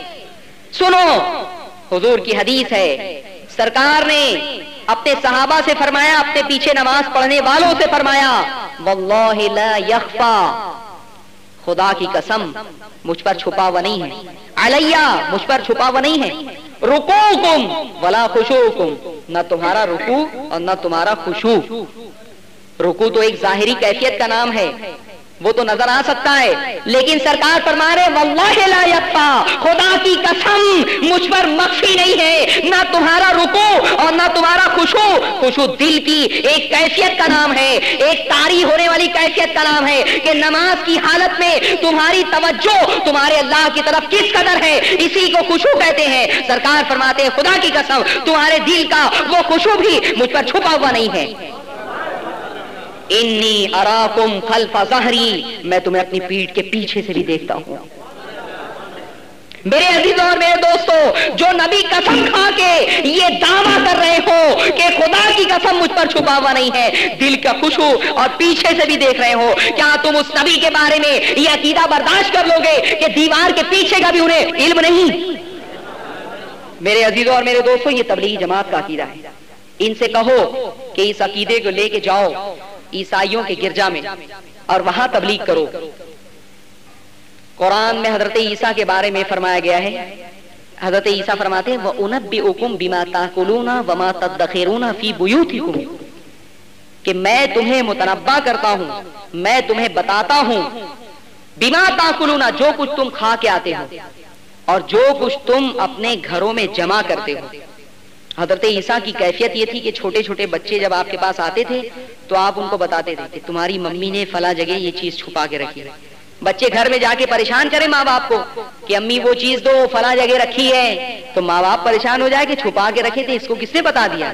جب وہ پوچھتے کہ بیٹے تم کو کس نے بتایا، تو بچے کہتے کہ وہ حضرت عیسیٰ نے ہم کو بتایا. تو ماں باپ کہتے کہ ارے بیٹے حضرت عیسیٰ کے پاس مت جایا کرو، وہ جادوگر ہیں.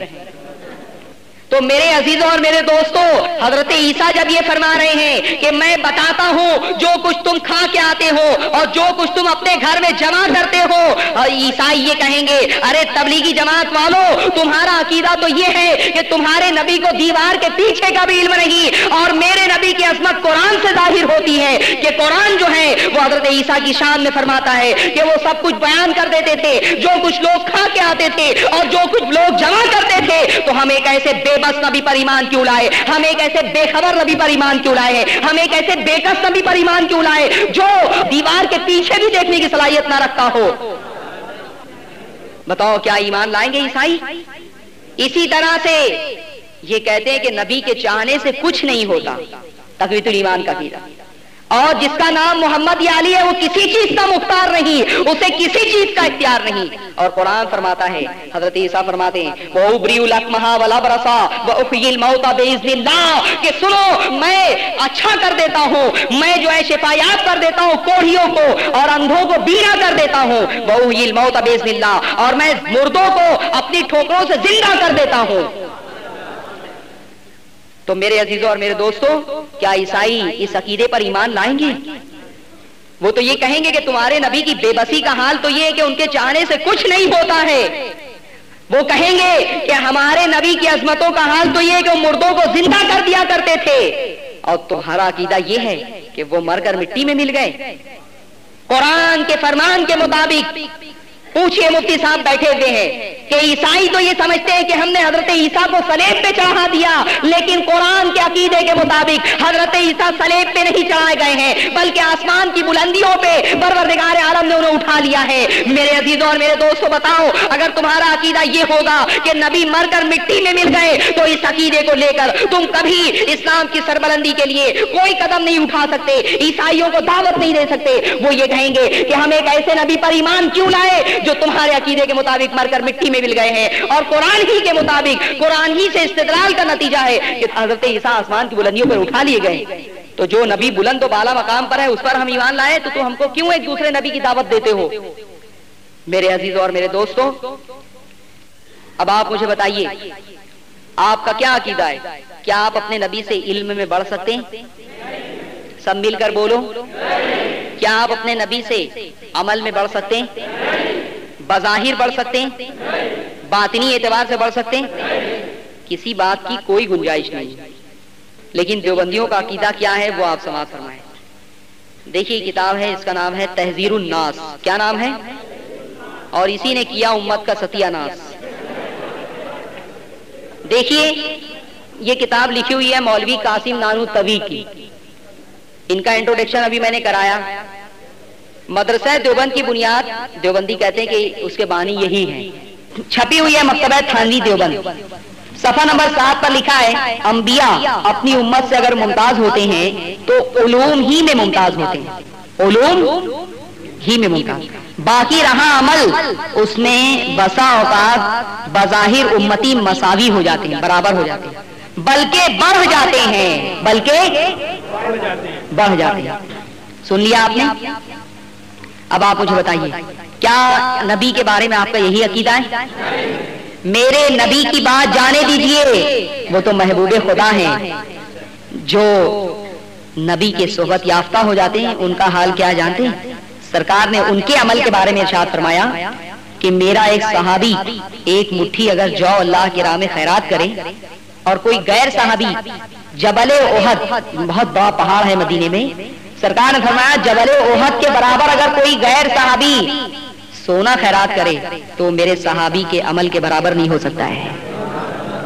جب نبی کے تربیت یافتہ اور صحبت یافتہ لوگوں کا یہ عالم ہے عمل کا خدا کی بارگاہ میں، تو پھر نبی کے ایک سجدے کا عالم کیا ہوگا؟ لیکن یہاں یہ کہا جا رہا ہے کہ بظاہر تم بڑھ سکتے ہو۔ میرے عزیزوں اور میرے دوستوں، نہ بظاہر تم بڑھ سکتے ہو، نہ باطنی اعتبار سے، کسی اعتبار سے نہیں بڑھ سکتے ہو تم۔ یہ شیطانی دھوکہ ہے، ورنہ پھر تم کاؤنٹنگ شروع کر دو گے کہ حضور کی عمر جو ہے وہ 63 سال ہوئی اور ہم کو جو ہے وہ چلا کرتے کرتے 70 سال ہو گیا، یعنی 7 سال ہم بڑھ گئے ہیں بظاہر۔ اس کے بعد اسی کے صفحہ نمبر 40 پر ایک عبارت لکھی ہوئی ہے، پہلے آپ یہ بتائیے، حضور علیہ الصلوۃ والسلام کے بعد کیا کوئی نبی آ سکتا ہے؟ کیا کوئی پیغمبر آ سکتا ہے؟ کوئی رسول آ سکتا ہے؟ اگر کوئی یہ کہے کہ نہیں حضور علیہ الصلوۃ والسلام کے بعد بھی کوئی نبی آ سکتا ہے، تو وہ اسلام کے نزدیک کیا ہے؟ کافر ہے نا۔ اور جو اپنے آپ کو اب نبی کہے وہ سمجھ لو کہ شیطان ہے، دجال ہے، کذاب ہے، جیسے اس دور میں غلام احمد قادیانی نے دعویٰ کیا ہے معاذ اللہ۔ اس کے عقیدے کو آپ جانتے ہیں کیا ہے؟ یہ بدترین انسان پنجاب کی سرزمین قادیان سے پیدا ہوا اور اس نے نبوت کا اعلان کیا، نبوت کا دعویٰ کیا۔ اس نبوت کا دروازہ کھولنے کی کوشش اور نبوت کا دروازہ کھولنا وجہ جو ہے وہ یہ کتاب ہے۔ آج قادیانی اس کتاب کو پیش کرتے ہیں کہ مولانا قاسم نانوتوی نے تو لکھا ہے کہ حضور کے بعد بھی اگر کوئی نبی پیدا ہو تو حضور کی خاتمیت میں کوئی فرق نہیں آئے گا۔ دیکھیے اسی صفحہ نمبر 40 پہ لکھا ہے، اگر بالفرض بعد زمانہ نبوی بھی کوئی نبی پیدا ہو تو پھر بھی خاتمیت محمدی میں کچھ فرق نہ آئے گا۔ میرے عزیزوں اور میرے دوستوں، بتاؤ کیا تمہارا یہی عقیدہ ہے؟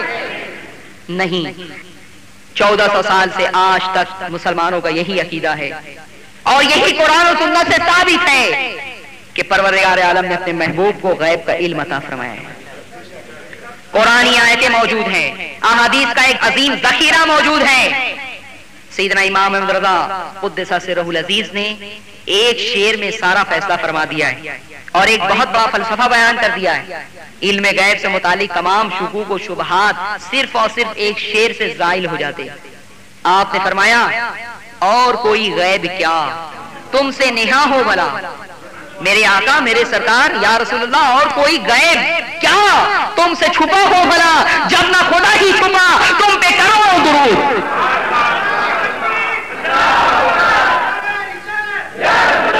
میرے آقا کی عظمتوں کا حال یہ ہے کہ ایک مرتبہ منبر پر آپ کھڑے ہوئے اور آپ نے اپنے صحابہ سے فرمایا کہ پوچھو جو پوچھنا چاہو، جو ہو چکا ہے وہ بھی پوچھو اور جو ہونے والا ہے وہ بھی پوچھو. جو کچھ تم پوچھو گے میں یہاں کھڑے کھڑے بتاؤں گا. صحابہ فرماتے ہیں کہ اس دن جو کچھ ہو چکا تھا ما کانا وہ بھی آپ نے بتا دیا، جو کچھ ہونے والا ہے جسے ما یکون کہا جاتا ہے وہ بھی سرکار نے بتا دیا. صحابہ فرماتے ہیں جس نے یاد رکھا وہ یاد رکھا، جو بھول گیا وہ بھول گیا. اور اس دن سرکار نے صحابہ فرماتے ہیں کہ اتنا کھول کھول کے بیان کیا کہ دنیا میں کون مجھ پر ایمان لائے گا، کون مجھ پر جو ہے ایمان نہیں لائے گا، کون جہنم میں جائے گا، کون دوزخ میں جائے گا، جنت میں جائے گا، سب بتا دیا. اور سرکار نے فرمایا کہ پوری دنیا کو پروردگار عالم نے مثل ہتھیلی کے میرے سامنے کر دیا ہے. دنیا کی حیثیت میرے نزدیک ایک ہتھیلی کی ہے. جس طرح سے تم اپنی ہتھیلی کو دیکھتے ہو میں ساری کائنات کو دیکھتا ہوں. حضور علیہ الصلوۃ والسلام کے دور میں جو کافر تھے نا وہ بھی جانتے تھے، وہ بھی مانتے تھے کہ جو نبی ہوتا ہے، جو خدا کا پیغمبر ہوتا ہے، وہ چھپی ہوئی باتوں کا علم رکھتا ہے.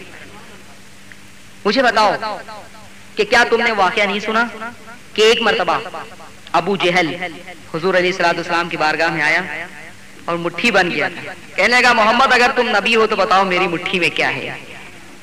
یہ سوال آخر اس نے کیوں کیا؟ کیوں کیا؟ اس لیے کہ عرب کے زمانے جاہلیت کے لوگ بھی خدا کے اس قانون سے واقف تھے کہ جو پیغمبر ہوتا ہے وہ چھپی ہوئی باتوں کا علم رکھتا ہے.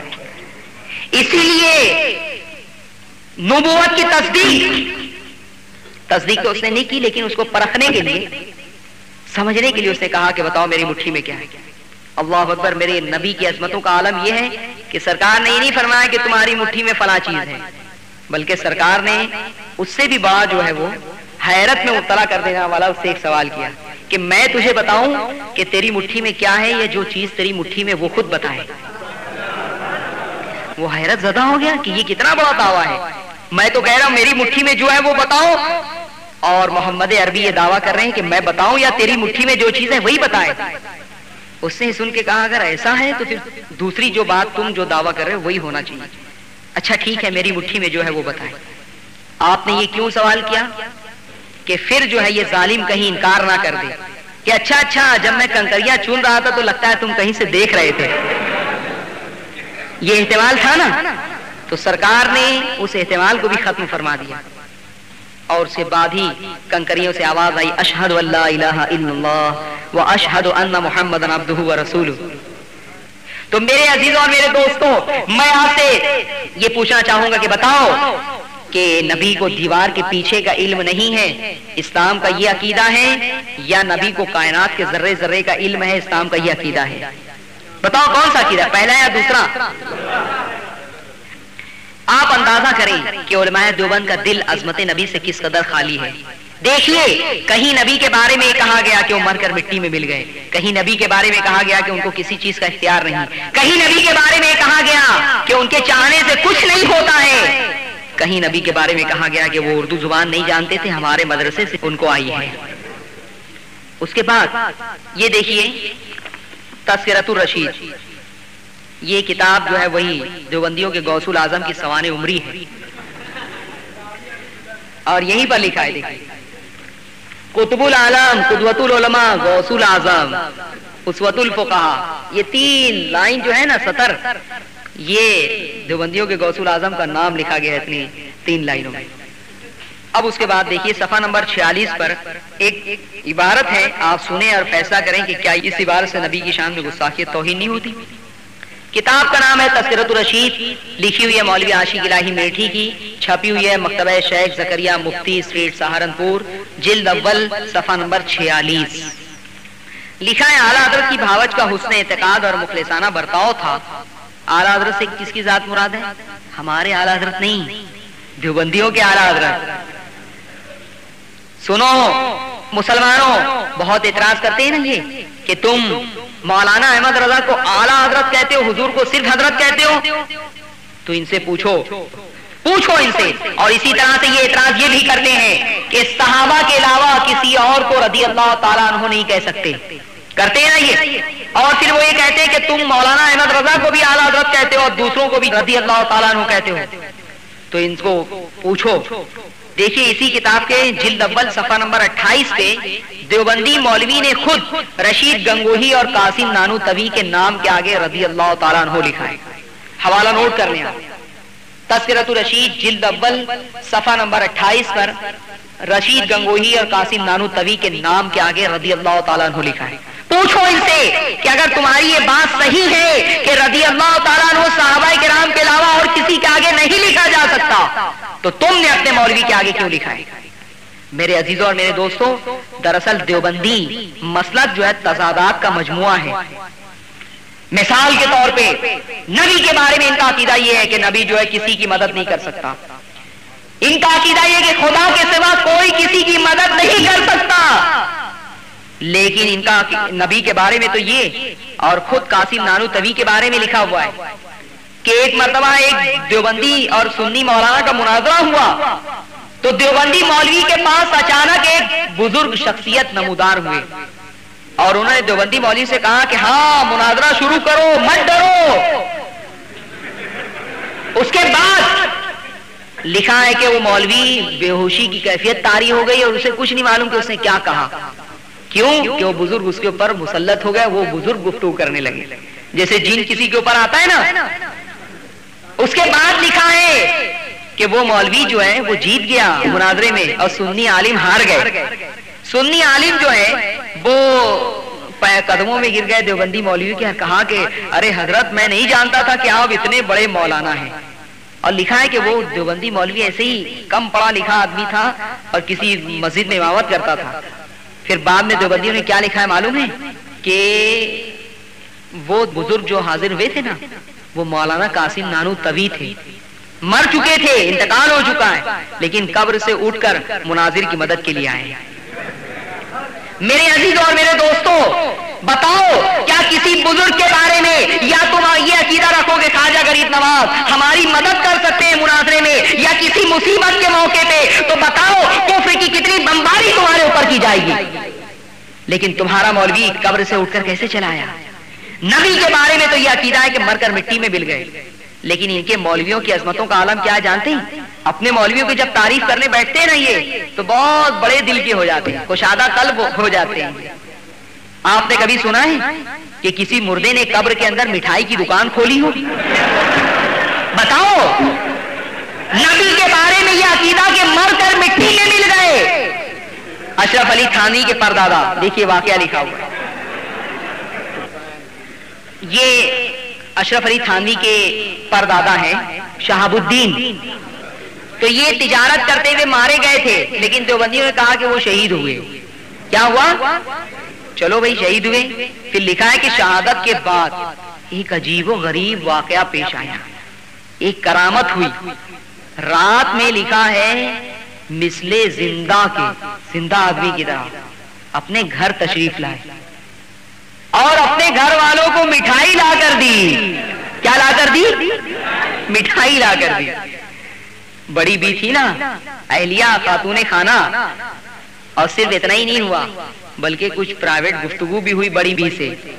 کہا بڑی بی سے کہ دیکھو تم کسی سے بتانا نہیں، اگر تم اسے سسپینس میں رکھو گی نا تو ہم اسی طرح سے روز آیا کریں گے، روز آیا کریں گے۔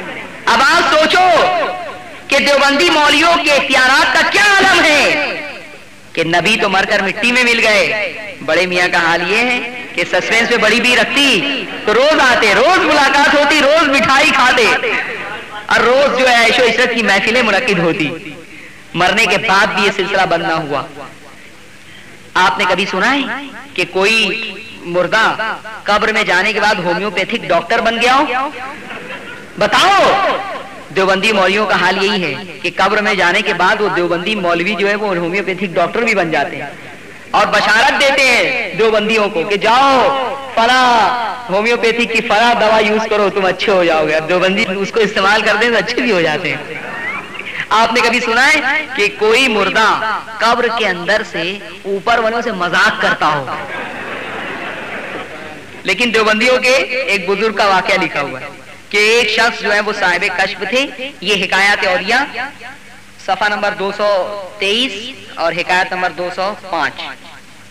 اس پہ جو ہے وہ ضامن علی جلال آبادی کا واقعہ لکھا ہوا ہے کہ وہ جو ہے مر گئے، انتقال ہو گیا ان کا. پھر اس کے بعد ایک صاحب کشف چھپی ہوئی بات کو معلوم کرنے والے وہ ان کی قبر پہ فاتحہ پڑھنے گئے. تو فاتحہ پڑھنے گئے تو وہاں انہوں نے فاتحہ پڑھنے کے بعد لوگوں سے پوچھا کہ بھئی کون بزرگ ہے، ان کی قبر ہے یہ؟ تو لوگوں نے پوچھا کیوں بھائی کیا ہوا؟ تو بولے ارے بڑے دل لگی باز ہیں یہ. جب میں فاتحہ پڑھنے لگا تو مجھ سے کہنے لگے ارے جاؤ فاتحہ کسی مردے پہ پڑھیو، یہاں زندے پہ فاتحہ پڑھنے آئے ہو، یہ کیا بات ہے؟ ان کے مردے ایصال ثواب سے اتنے بے نیاز ہیں کہ قبر میں رہ کے بھی اوپر والوں کو جو ہے ہٹا رہے ہیں. جاؤ ہم کو کوئی ضرورت نہیں ہے تمہارے ایصال ثواب. اور نبی کے بارے میں عقیدہ یہ کہ مر کر مٹی میں مل گئے. بہرحال لکھا ہے صفحہ نمبر 46 تذکرۃ الرشید جلد اول، اعلیٰ حضرت کی بھاوت کو حسن اعتقاد تھا. حاجی امداد اللہ مہاجر مکی کو اعلیٰ حضرت کہتے ہیں. میں نے شروع میں تذکرہ کیا نا تمہید میں کہ قاسم نانوتوی، رشید گنگوہی، اشرف علی تھانوی، ان تینوں کے پیر کون تھے؟ حاجی امداد اللہ. وہ فاتحہ درود سب کرتے تھے. پوچھو دیوبندیوں سے کرتے تھے کہ نہیں. اور انکار کہتے ہیں وہ فیصلہ ہفت مسئلہ کس کی کتاب ہے؟ انہوں نے کتاب بھی لکھی، اس کو ثابت بھی کیا. تو لکھا ہے اعلیٰ حضرت کی بھاوت کا حسن اعتقاد اور مخلصانہ برتاؤ تھا کہ مہمانوں کا کھانا خود پکاتی تھی اور کبھی کسی مہمان کے ناوقت آنے پر تنگ دل نہ ہوتی تھی. ایک دن اعلیٰ حضرت نے خواب دیکھا کہ آپ کی بھاوج آپ کے مہمانوں کا کھانا پکا رہی ہے کہ جناب رسول مقبول صلی اللہ علیہ وسلم تشریف لائے اور آپ کی بھاوج سے فرمایا کہ اٹھ، تو اس قابل نہیں کہ امداد اللہ کے مہمانوں کا کھانا پکائے. اس کے مہمان علماء ہیں، اس کے مہمانوں کا کھانا میں پکاؤں گا. اس کے مہمانوں کا کھانا میں پکاؤں گا. حضور کو اپنے گھر کا باورچی بنایا. نہیں بتاؤ مسلمانوں، وہ ذات جس پر قرآن عظیم نازل ہوتا تھا، کیا تم برداشت کرو گے اس عقیدے کو؟ اس ذات کے بارے میں، وہ ذات کہ جبریل امین بھی بغیر اذن لیے ہوئے ان کے بارگاہ میں حاضر نہیں ہوتے تھے. وہ ذات جس کے بارے میں قرآن عظیم نے فرمایا لا تقولوا رائنا وقولوا انظرنا. اہل ایمان کو متنبہ کیا قرآن نے کہ تم رائنا مت کہو. میں اگر اس کی توضیح کروں اور اس کی تفصیل بیان کروں تو وقت چلا جائے گا. آپ نے سنی ہوگی کہ نبی کے بارے میں ایسا لفظ استعمال کرنے پر بھی قرآن نے پابندی لگا دی ہے جس میں گستاخی کا کوئی بھی پہلو ہو. میرے عزیزوں اور میرے دوستوں، مجھے بتاؤ کہ کیا تم اس عقیدے کو اس عظیم ذات کے لیے جس کا ادب اور جس کے احترام قرآن عظیم سکھا رہا ہو، یہ سننا گوارا کرو گے کہ کوئی کہے کہ ہمارے گھر میں آ کے کھانا پکا رہے تھے؟ آپ مجھے بتائیے کیا اللہ تعالیٰ کا کوئی جسم ہے؟ بولیے جسم ہے؟ اللہ تعالیٰ کا کوئی ایسا ظاہری وجود ہے؟ بتاؤ کیا اللہ تعالیٰ جسم سے پاک نہیں ہے؟ اللہ تعالیٰ جسمانیات سے پاک نہیں ہے؟ لیکن سنو دیوبندیوں کا عقیدہ کیا ہے. یہ میرے ہاتھ میں کتاب سوانح قاسمی ہے. کون سی کتاب ہے یہ؟ سوانح عمری ہے. کس کی؟ مولوی قاسم نانوتوی کی. کس کی ہے؟ یاد آیا کس کی؟ ہاں سنیے، کتاب کا نام ہے سوانح قاسمی. لکھی ہوئی ہے مناظر حسن گیلانی کی، چھپی ہوئی ہے دارالعلوم دیوبند سے. صفحہ نمبر 131 سے 132 پر لکھا ہے حضرت نانوتوی نے ایام طفلی میں خواب دیکھا تھا. ایام طفلی کہتے ہیں بچپن کو. بچپن میں خواب دیکھا تھا کہ گویا میں اللہ جل شانہ کی گود میں بیٹھا ہوا ہوں. قاسم نانوتوی نے کیا خواب دیکھا کہ میں اللہ تعالیٰ کی گود میں بیٹھا ہوا ہوں. بتاؤ مسلمانوں، اس عبارت کو پڑھنے کے بعد ایک قاری کے ذہن میں کیا تصور آئے گا، ذرا سوچئے. کیا اللہ تعالیٰ کی شان میں سے گستاخی نہیں ہوتی؟ بولو زور سے، توہین نہیں ہوتی؟ یہ ہے ان کا عقیدہ کہ اپنے مولوی کی عظمت ظاہر کرنے کے لیے خواب دیکھ رہے ہیں کہ اللہ تعالیٰ کی گود میں بیٹھے ہوئے جا کے. اس کے بعد آئیے ایک اور آخری بات میں آپ کے سامنے عرض کر دوں، اور آپ کو فیصلہ کرنا ہے. جو لوگ آج وحدانیت کا دعویٰ کر رہے ہیں اور موحد ہونے کا دعویٰ کر رہے ہیں، انہوں نے خود اللہ تبارک و تعالیٰ کی شان میں کیسی گستاخی کی ہے وہ آپ سماعت فرمائیں. کتاب کا نام ہے تذکرۃ الرشید، جلد 2 صفحہ نمبر 242، چھپی ہوئی ہے مکتبہ شیخ زکریا مفتی اسٹریٹ سہارنپور، صفحہ نمبر 242. ان کے ایک بزرگ کا واقعہ لکھا ہوا ہے، اور اس بزرگ کے بارے میں دیوبندیوں کا خیال یہ کہ توحید الہی میں غرق تھے. توحید الہی میں، ہاں، دیوبندیوں کے بزرگ توحید الہی میں کیا تھے؟ ڈوبے ہوئے تھے. اور توحید الہی میں ڈوب کے انہوں نے کیا کہا ہے ذرا وہ سننا. ان کا نام ہے ضامن علی جلال آبادی. آپ نے کبھی سنا ہے کہ کوئی پیر صاحب رنڈیوں کو بھی مرید کرتے ہوں؟ دیکھیے، لیکن دیوبندیوں کے ایسے پیروں کی بھی کمی نہیں ہے. لکھا ہے ایک بار ارشاد فرمایا کہ ضامن علی جلال آبادی کی سہارنپور میں بہت رنڈیاں مرید تھیں. کون مرید تھی؟ ایک بار سہارنپور میں کسی رنڈی کے مکان پر ٹھہرے ہوئے تھے. ایک بار سہارنپور میں کسی رنڈی کے مکان پر ٹھہرے ہوئے تھے. سب مریدنیاں اپنے میاں صاحب کی زیارت کے لیے حاضر ہوئیں، مگر ایک رنڈی نہیں آئی. میاں صاحب بولے کہ فلانی کیوں نہیں آئی، چمپا کیوں نہیں آئی. سمجھے؟ میں ایسے ہی بول رہا ہوں، چمپا کا لفظ اس کے اندر نہیں ہے، لیکن ممکن بھی ہے، یہ نام ایسے ہوتے ہیں. میاں صاحب بولے کہ فلانی کیوں نہیں آئی. رنڈیوں نے جواب دیا، میاں صاحب ہم نے اس سے بہتیرا کہا کہ چل میاں صاحب کی زیارت کو. اس نے کہا میں بہت گنہگار اور بہت روسیا ہوں، میاں صاحب کو کیا منہ دکھاؤں، میں زیارت کے قابل نہیں. میاں صاحب کی عظمت اتنی تھی کہ وہ اپنے آپ کو میاں صاحب کی بارگاہ میں حاضری کے بھی لائق نہیں سمجھتی تھی. پھر لکھا ہے میاں صاحب نے کہا نہیں جی، تم سے ہمارے پاس ضرور لانا. ہمارے پاس؟ ہاں، اسی وقت دل کو تسکین ہوگی. ہمارے پاس ضرور لانا. چنانچہ رنڈیاں اسے لے کر آئی. جب وہ سامنے آئی تو میاں صاحب نے پوچھا، بی تم کیوں نہیں آئی تھی؟ اس نے کہا حضرت روسیاہی کی وجہ سے زیارت کو آتی ہوئی شرماتی ہوں. میاں صاحب بولے، سنو مسلمانوں، آپ کا خون کھولنے لگے گا. اللہ کی شان میں جو گستاخی اس دیوبندی بزرگ نے کی ہے، سننے کے بعد آپ یہ دعا کریں گے خدایا ان کے اوپر آسمان کیوں نہیں ٹوٹ پڑتا. سنو، لکھا ہے میاں صاحب بولے، بی تم شرماتی کیوں ہو؟ کرنے والا اور کرانے والا کون؟ وہ تو وہی ہے. معاذ اللہ ثم معاذ اللہ ثم معاذ اللہ. کس کی طرف اشارہ ہے جانتے ہیں آپ؟ اللہ تبارک و تعالی کہ بی تم شرماتی کیوں ہو؟ کرنے والا اور کرانے والا سب وہی ہے. میرے عزیزوں اور میرے دوستوں، بتاؤ کیا تم پروردگار عالم کے بارے میں یہ جملہ سننا گوارا کرو گی؟ بتاؤ زور سے، گوارا کرو گے؟ نہیں. اس کے بعد تم تو ایک مقدس کردار کے انسان ہو، مسلمان ہو. وہ رنڈی تھی، لیکن جب ضامن علی جلال آبادی نے خدا کی شان میں بکواس کی اور ناقابل برداشت یہ جملہ کہا، تو اس رنڈی کی کیفیت کیا ہوئی جانتے ہیں؟ وہ بھی لکھ دیا گیا. لکھا ہے رنڈی یہ سن کر آگ ہو گئی اور خفا ہو کر کہا، لا حول ولا قوت الا باللہ، اگرچہ میں روسیا اور گنہگار ہوں مگر ایسے پیر کے منہ پر پیشاب بھی نہیں کرتی. یہ رنڈی نے کہا. کیا کہہ رہی ہے کہ ایسے پیر کے منہ پر پیشاب بھی نہیں کرتی. آ کیوں نہیں رہی تھی؟ پیر کی عظمت جو دل میں تھی اس کی وجہ سے. لیکن جب پیر نے اللہ کی شان میں گستاخی اور توہین کی ہے تو ایک رنڈی بھی جو ہے اس گستاخی کو برداشت نہ کر سکی اور تڑپ گئی، اور تڑپ کر اس نے کہا کہ ارے شیطان، میں تو تجھے بہت بڑا پیر سمجھتی تھی، لیکن سن، جب تو نے پروردگار عالم کی بارگاہ میں توہین کی ہے اور گستاخی کی ہے، تو اب میرا حال یہ ہے کہ میں تیرے منہ پر پیشاب بھی کرنا گوارا نہیں کرتی، اتنا تجھے ذلیل انسان سمجھتی ہوں۔ اب آپ کو اندازہ ہو رہا ہوگا کہ ہمارے سنی بھائی جو لا علمی کی بنیاد پر، جہالت کی بنیاد پر ان کے کیمپ میں چلے گئے ہیں، وہ ان خطرناک عقائد رکھنے والے، ناقابل برداشت عقائد رکھنے والے کو اپنا پیشوا مان رہے ہیں۔ تبلیغی نصاب جو ان کے درس میں شامل ہے، اس میں باقاعدہ اشرف علی تھانوی، رشید گنگوہی، خلیل امبیٹوی اور یہ جو سب ہیں، قاسم نانوتوی، ان کو بہت بڑے ولی کی حیثیت سے ان کا تذکرہ کیا گیا ہے، ان کا انٹروڈکشن کروایا جاتا ہے۔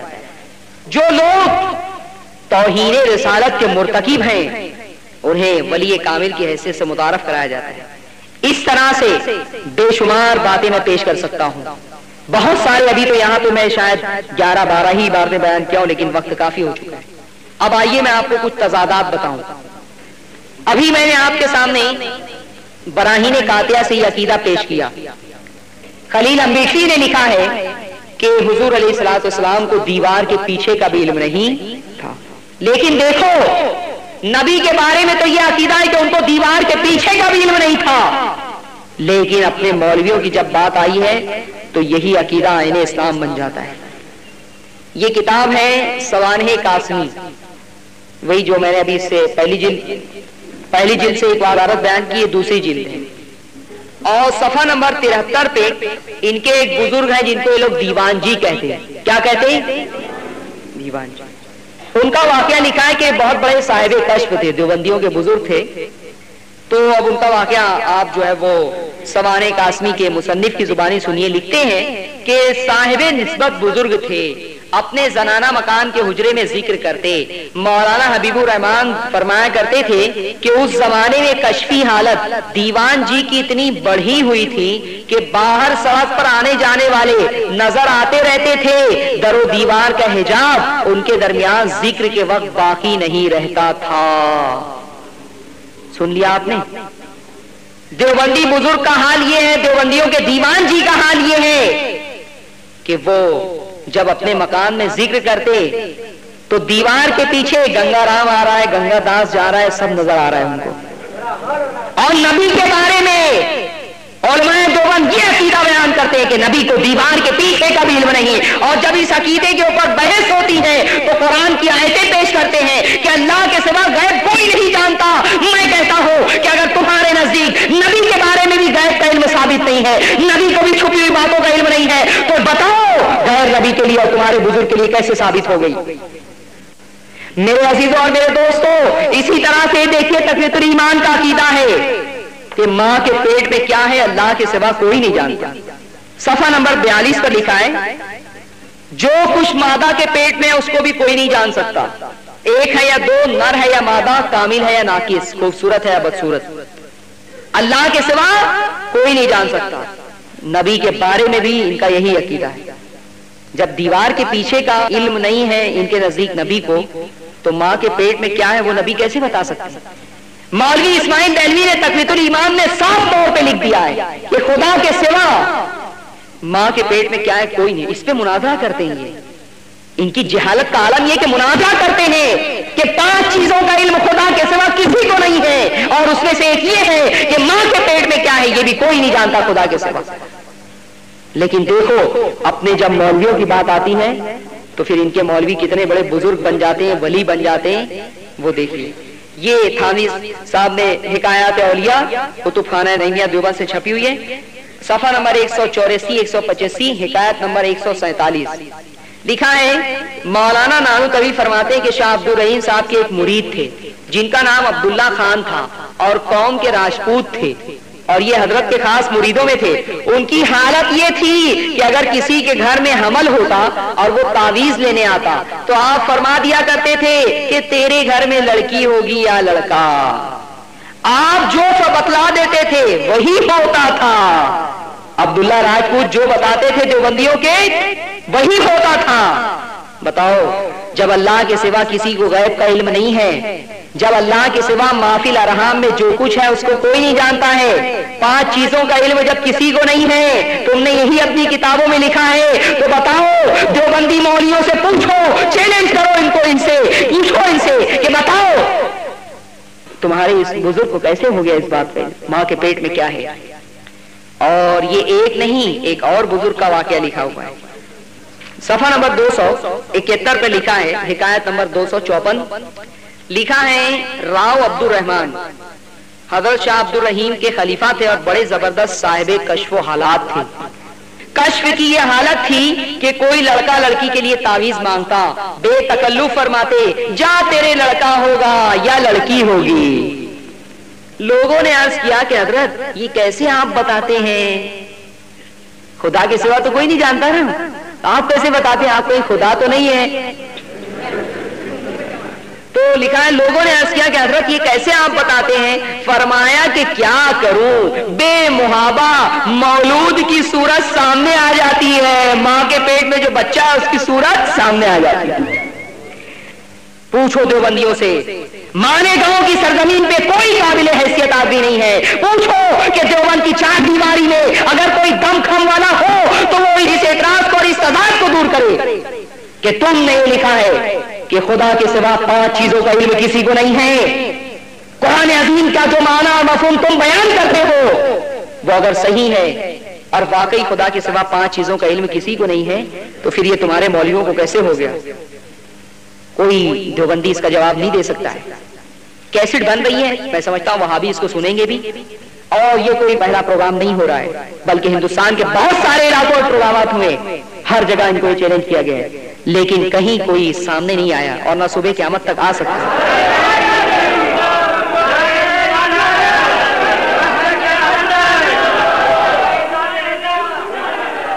مالیگاؤں کی سرزمین پر دیوبندی کسی مولوی کی بنیاد پر اچھلتے ہو تو چیلنج کرو اس کو اور پوچھو کہ اس اعتراض کا تمہارے پاس کیا جواب ہے۔ تمہارا عقیدہ یہ ہے کہ ماں کے پیٹ میں کیا ہے کوئی نہیں جانتا ہے، نبی بھی دیوار کے پیچھے کا بھی علم نہیں ہے نبی کو، تو پھر تمہارے مولوی کو دیوار کے پیچھے کا کیسے علم ہو گیا؟ ذکر کے وقت ان کو کیسے نظر آ جاتا تھا کہ باہر دیوار کے پیچھے کون آ رہا ہے اور کون جا رہا ہے؟ نبی کو تو تمہارے عقیدے کے مطابق یہ نگاہیں نصیب نہیں تھی، تمہارے مولوی کو اللہ تعالیٰ نے کیسے دے دی؟ اور ماں کے پیٹ میں کیا ہے کوئی نہیں جانتا تو تمہارے بزرگ کیسے بتا دیں؟ یہ سوالات کریے آپ میرے عزیزوں اور میرے دوستوں۔ اسی طرح سے تقویۃ الایمان میں ایک عقیدہ لکھا ہوا ہے، یہ دیکھیے تقویۃ الایمان کے صفحہ نمبر 44 پر لکھا ہے، بعض لوگ اگلے بزرگوں کو دور دور سے پکارتے ہیں اور اتنا ہی کہتے ہیں کہ یا حضرت تم اللہ کی جناب میں دعا کرو کہ وہ اپنی قدرت سے ہماری حاجت پوری کر دے۔ یہ بعض لوگوں سے مراد ہماری طرف ہے، سنیوں کی طرف۔ آپ پکارتے ہو نا، یا معین الدین اجمیری چشتی یا غریب نواز، اللہ کی بارگاہ میں دعا کیجیے ہماری فلاں مصیبت دور ہو جائے۔ تو اس طرح سے پکارنے کے بارے میں کیا عقیدہ ہے دیوبندیوں کا وہ لکھا جا رہا ہے۔ لکھا ہے بعض لوگ جو اگلے بزرگوں کو دور دور سے پکارتے ہیں اور اتنا ہی کہتے ہیں کہ یا حضرت تم اللہ کی جناب میں دعا کرو کہ وہ اپنی قدرت سے ہماری حاجت پوری کر دے، اور پھر یوں سمجھتے ہیں کہ ہم نے کوئی شرک نہیں کیا اس واسطے کہ ہم نے ان سے حاجت نہیں مانگی بلکہ دعا کروائی۔ لکھا ہے یہ بات غلط ہے، اس لیے کہ اس کے مانگنے کی راہ سے شرک ثابت نہیں ہوتا لیکن پکارنے کی راہ سے ثابت ہو جاتا ہے کہ ان کو ایسا سمجھا کہ دور سے اور نزدیک سے برابر سن لیتے ہیں۔ مولوی اسماعیل دہلوی لکھ رہے ہیں کہ جو شخص دور دور سے بزرگوں کو پکارتا ہے وہ مشرک ہو جاتا ہے، اس کا یہ عمل شرک ہے۔ کیوں؟ کہ اس نے دور سے پکارا اور یہ سمجھا کہ خواجہ غریب نواز میری بات سن لیتے ہیں، میں ان کی قبر پہ حاضر ہو کے فریاد کروں تو بھی سن لیتے ہیں اور مالیگاؤں کی سرزمین سے کروں تو بھی سن لیتے ہیں۔ تو مولوی اسماعیل دہلوی لکھ رہے ہیں کہ یہ عقیدہ جو ہے وہ شرک ہے۔ کیوں شرک ہے؟ کہ تم خواجہ غریب نواز کے بارے میں عقیدہ رکھتے ہو کہ وہ سن لیتے ہیں، صرف سن لینے کی بنیاد پہ جو ہے وہ شرک کا حکم جو ہے وہ ثابت ہو گیا۔ یہ لکھا ہے مولوی اسماعیل دہلوی نے۔ اب دیکھیے ان کے ایک بزرگ کا واقعہ، اور یہ بزرگ کون ہے جانتے ہیں؟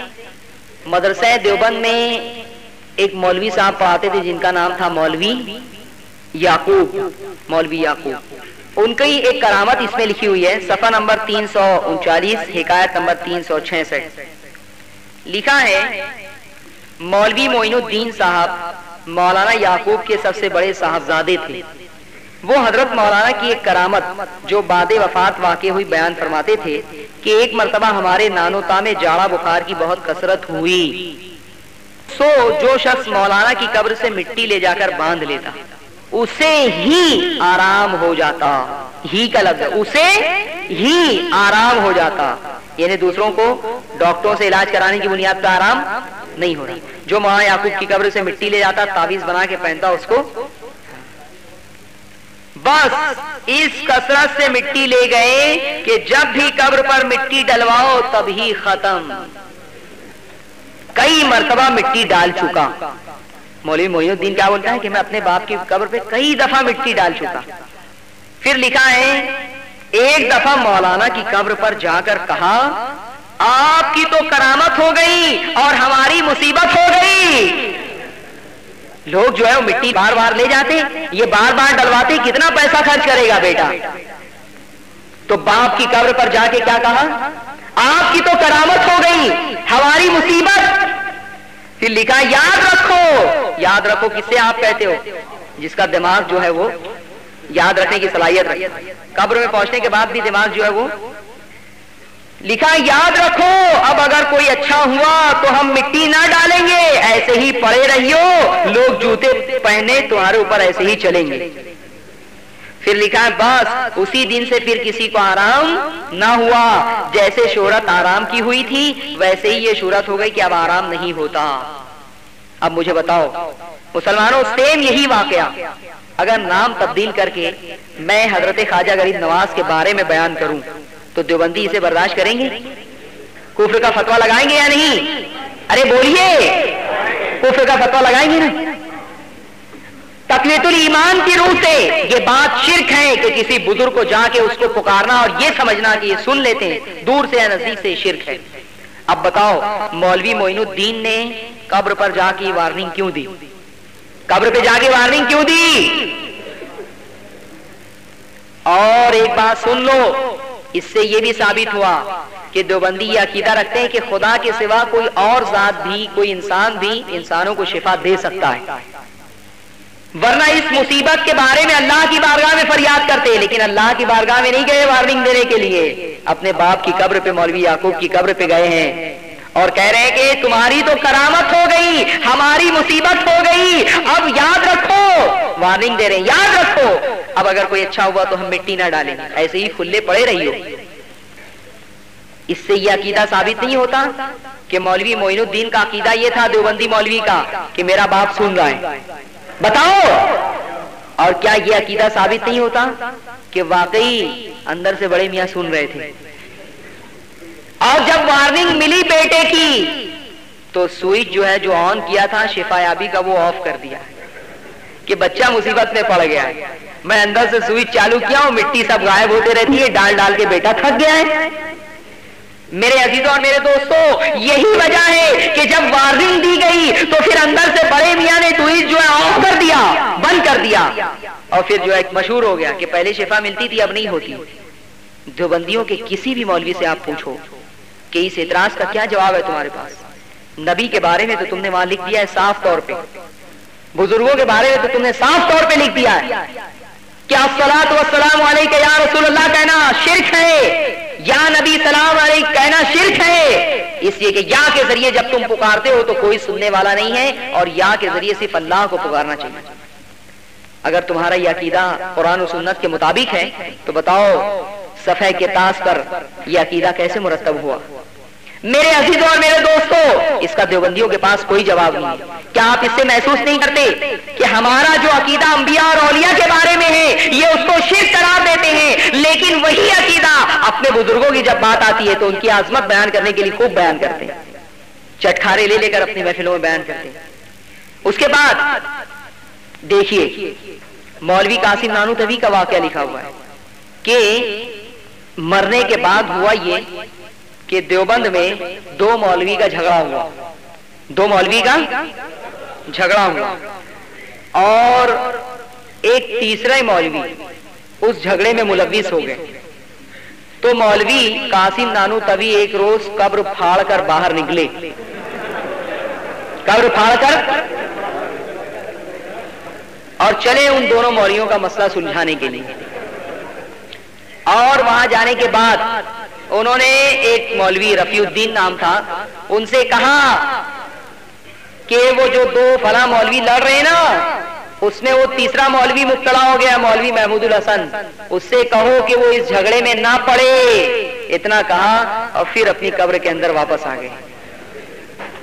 نبی کے بارے میں تو یہ عقیدہ کہ مر کر مٹی میں مل گئے، اور ان کے بزرگوں کا حال یہ ہے کہ قبر میں مٹھائی کی دکان بھی کھول رہے ہیں، ہومیوپیتھی کی ڈسپینسری بھی کھول رہے ہیں، اندر سے مذاق اور دل لگی بھی کر رہے ہیں، اور وقت ضرورت قبر پھاڑ کے باہر بھی چلے آتے ہیں۔ سنو، یہ انہی کی کتاب ہے، حکایات اولیاء، صفحہ نمبر 261، حکایت نمبر 247۔ لکھا ہے مولانا حبیب الرحمان نے فرمایا کہ مولوی احمد حسن اور مولوی فخر الحسن میں باہم معاصرانہ چشمک تھی، اور اس نے بعض حالات کی بنا پر ایک مخاصمہ اور متنازع کی صورت اختیار کر لی۔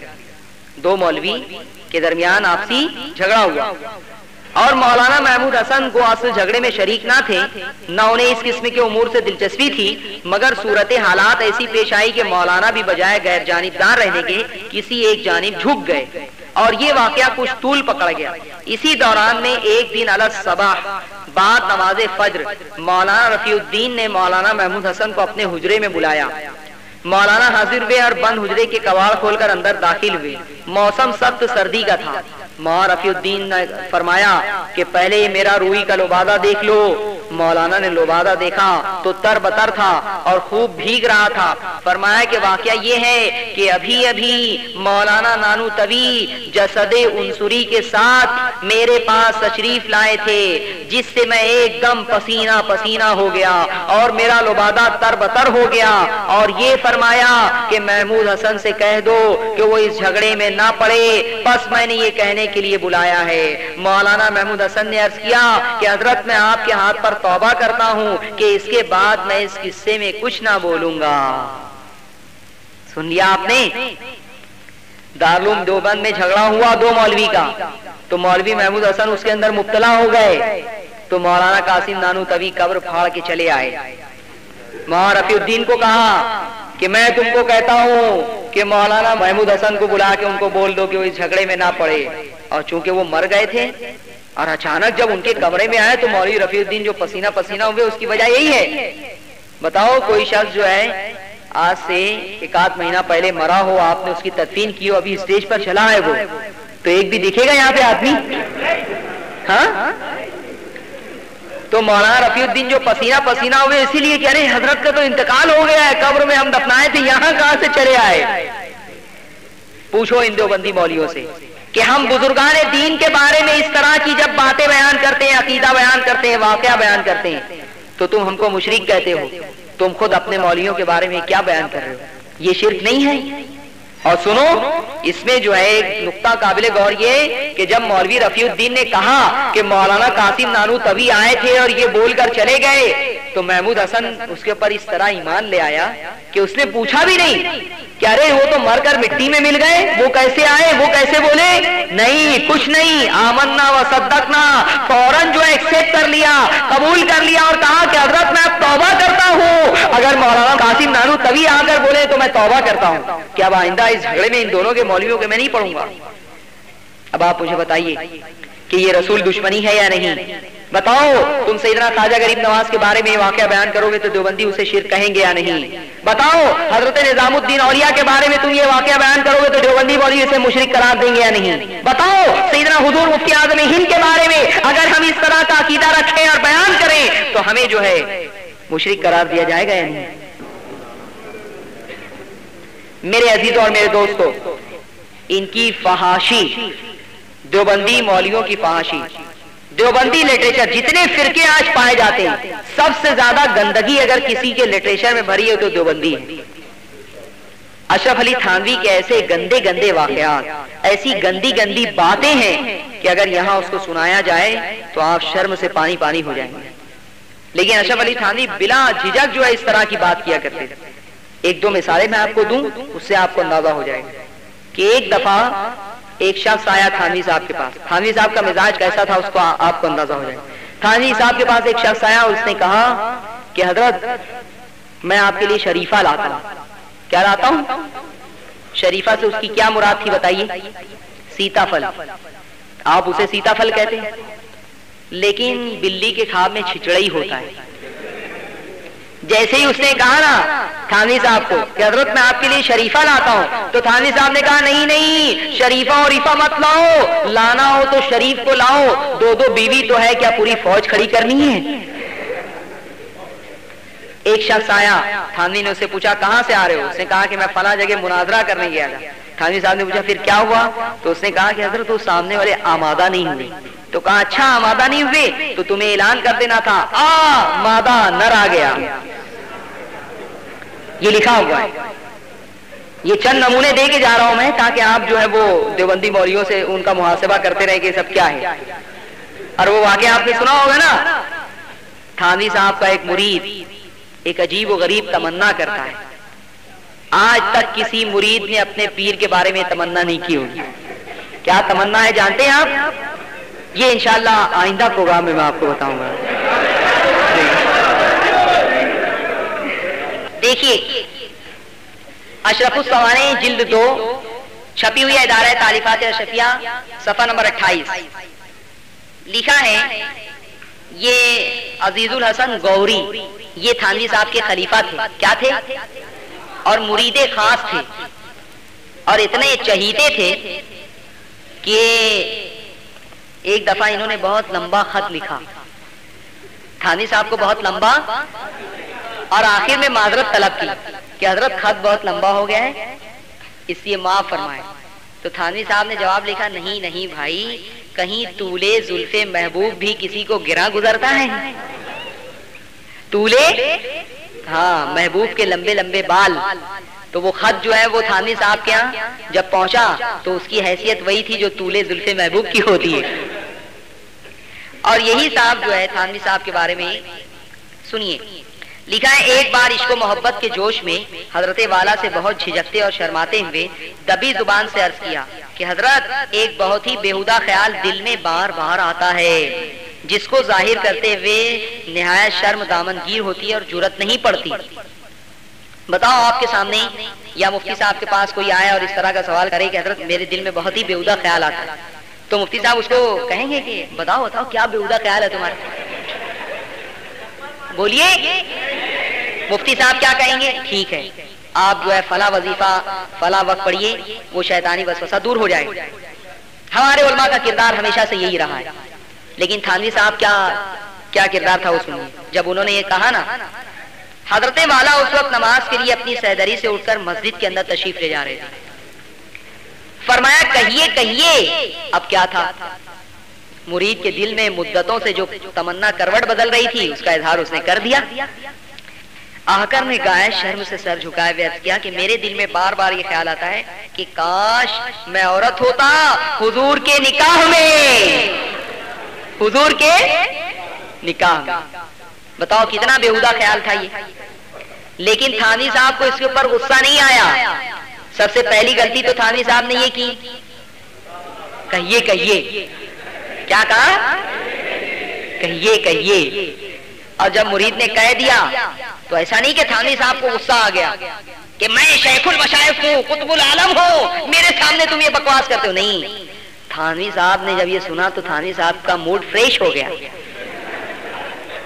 سنیے، لکھا ہے اس اظہار محبت پر حضرت والا غایت درجے مسرور ہو کر بے اختیار ہنسنے لگے اور یہ فرماتے ہوئے مسجد کے اندر تشریف لے گئے، یہ آپ کی محبت ہے، ثواب ملے گا، ثواب ملے گا انشاءاللہ۔ کیا ہوگا اس پر؟ مالیگاؤں کے دیوبندی مولیوں سے پوچھو کہ قرآن و سنت میں کہاں ہے کہ خدا نے جسے مرد بنایا ہے وہ عورت ہونے کی اور اپنے پیر کی منکوحہ اور مسز بننے کی تمنا کرے تو اسے ثواب ملے؟ بتائیے، یہ بےہودگی ہے یا نہیں؟ یہ فحاشی ہے یا نہیں؟ یہ بے حیائی ہے یا نہیں؟ بتاؤ۔ خیر یہ تو ہوا، چلو تھانوی صاحب بہت موڈ میں رہے ہوں گے اس دن، ہو گیا معاملہ، لیکن ایسا نہیں، بلکہ تھانوی صاحب نے بھول بھال نہیں گئے اس کو، بات آئی گئی نہیں کی انہوں نے، بلکہ وہ بہت خوش ہو گئے اس سے اور اپنی محفل میں پھر ہمیشہ اس کو بیان کرنے لگے کہ عزیز الحسن جو ہے میری مسز بننے کی خواہش کرتا ہے۔ لکھا ہے حضرت والا اب تک اس واقع محبت کو بھولے نہیں، اپنی مجلس شریف میں آ کر کے اس محبت آمیز قول کو بلطف نقل فرما کر مزاحن فرمایا کرتے ہیں کہ غنیمت ہے، اس کے عکس کی خواہش نہیں کی۔ آپ کو سمجھ میں نہیں آیا؟ کہنا یہ چاہتے تھے تھانوی صاحب، مزہ لے لے کے بیان کرتے تھے کہ غنیمت ہے، اس کا الٹا نہیں سوچا، یعنی یہ میسج بننے کی خواہش کر رہا ہے غنیمت ہے، یہ نہیں سوچا کہ اللہ تعالیٰ جو ہے مجھ کو عورت بناتا اور میں اس کے نکاح میں آتا ہے۔ میرے عزیزوں اور میرے دوستوں، اس طرح کی بےہودہ باتیں اتنی ہیں کہ شرم اور غیرت گوارا نہیں کرتی کہ اس کو بیان کیا جائے۔ لیکن آج آپ نے حق اور باطل کا فرق اچھی طرح محسوس کر لیا یعنی بتاؤ، جن باتوں کے سلسلے میں شکوک و شبہات پیدا کیے جاتے تھے کہ نہیں ہمارے کسی عالم نے گستاخی اور توہین نہیں کی ہے، آج آپ نے ان عبارتوں کو خود سماعت فرما لیا۔ آپ کا کیا فیصلہ ہے؟ بتائیے، حق پر کون ہے؟ اب وہ یہ کہیں گے کہ بھئی چونکہ سنیوں کا ہی مجمع تھا اس لیے وہ تو یہی کہیں گے کہ ہاں ہم حق پر ہیں۔ تو پھر میں سوال کرنا چاہوں گا کہ ٹھیک ہے، جو عقیدہ میں بیان کیا ہوں کیا اس کا ماننے والا حق پر ہو سکتا ہے؟ وہ بتاؤ۔ نبی کو مر کر مٹی میں مل گئے، یہ عقیدہ رکھنے والا نبی کے بارے میں وہ حق پر ہو سکتا ہے؟ نبی کے بارے میں کہنے والا کہ نبی اللہ کی بارگاہ میں چمار سے زیادہ ذلیل ہے، کیا یہ عقیدہ رکھنے والا مسلمان ہو سکتا ہے؟ نبی کے بارے میں کہنے والا کہ ان کا اللہ کی بارگاہ میں وہ ایک ذرہ ناچیز سے بھی کمتر ہیں، کیا ایسا عقیدہ رکھنے والا مسلمان ہو سکتا ہے؟ میرے عزیزوں اور میرے دوستوں، اس طرح کی کفریاں، توہین آمیز گستاخیوں پر مبنی بہت ساری عبارتیں ہیں۔ آج چند عبارتیں پیش کی گئی ہیں، اس سے آپ نے اچھی طرح اندازہ لگا لیا ہوگا کہ علماء اہل سنت نے جو علماء دیوبند کے اوپر توہین رسالت کا الزام لگایا ہے وہ ٹھوس بنیادوں پر لگایا گیا ہے۔ اور میرے عزیزوں اور میرے دوستوں، اس اختلاف کی ساری ذمہ داری جو ہے وہ ہمارے اوپر ڈالی جاتی ہے، جبکہ یہ اختلاف خود انہوں نے پیدا کیا ہے۔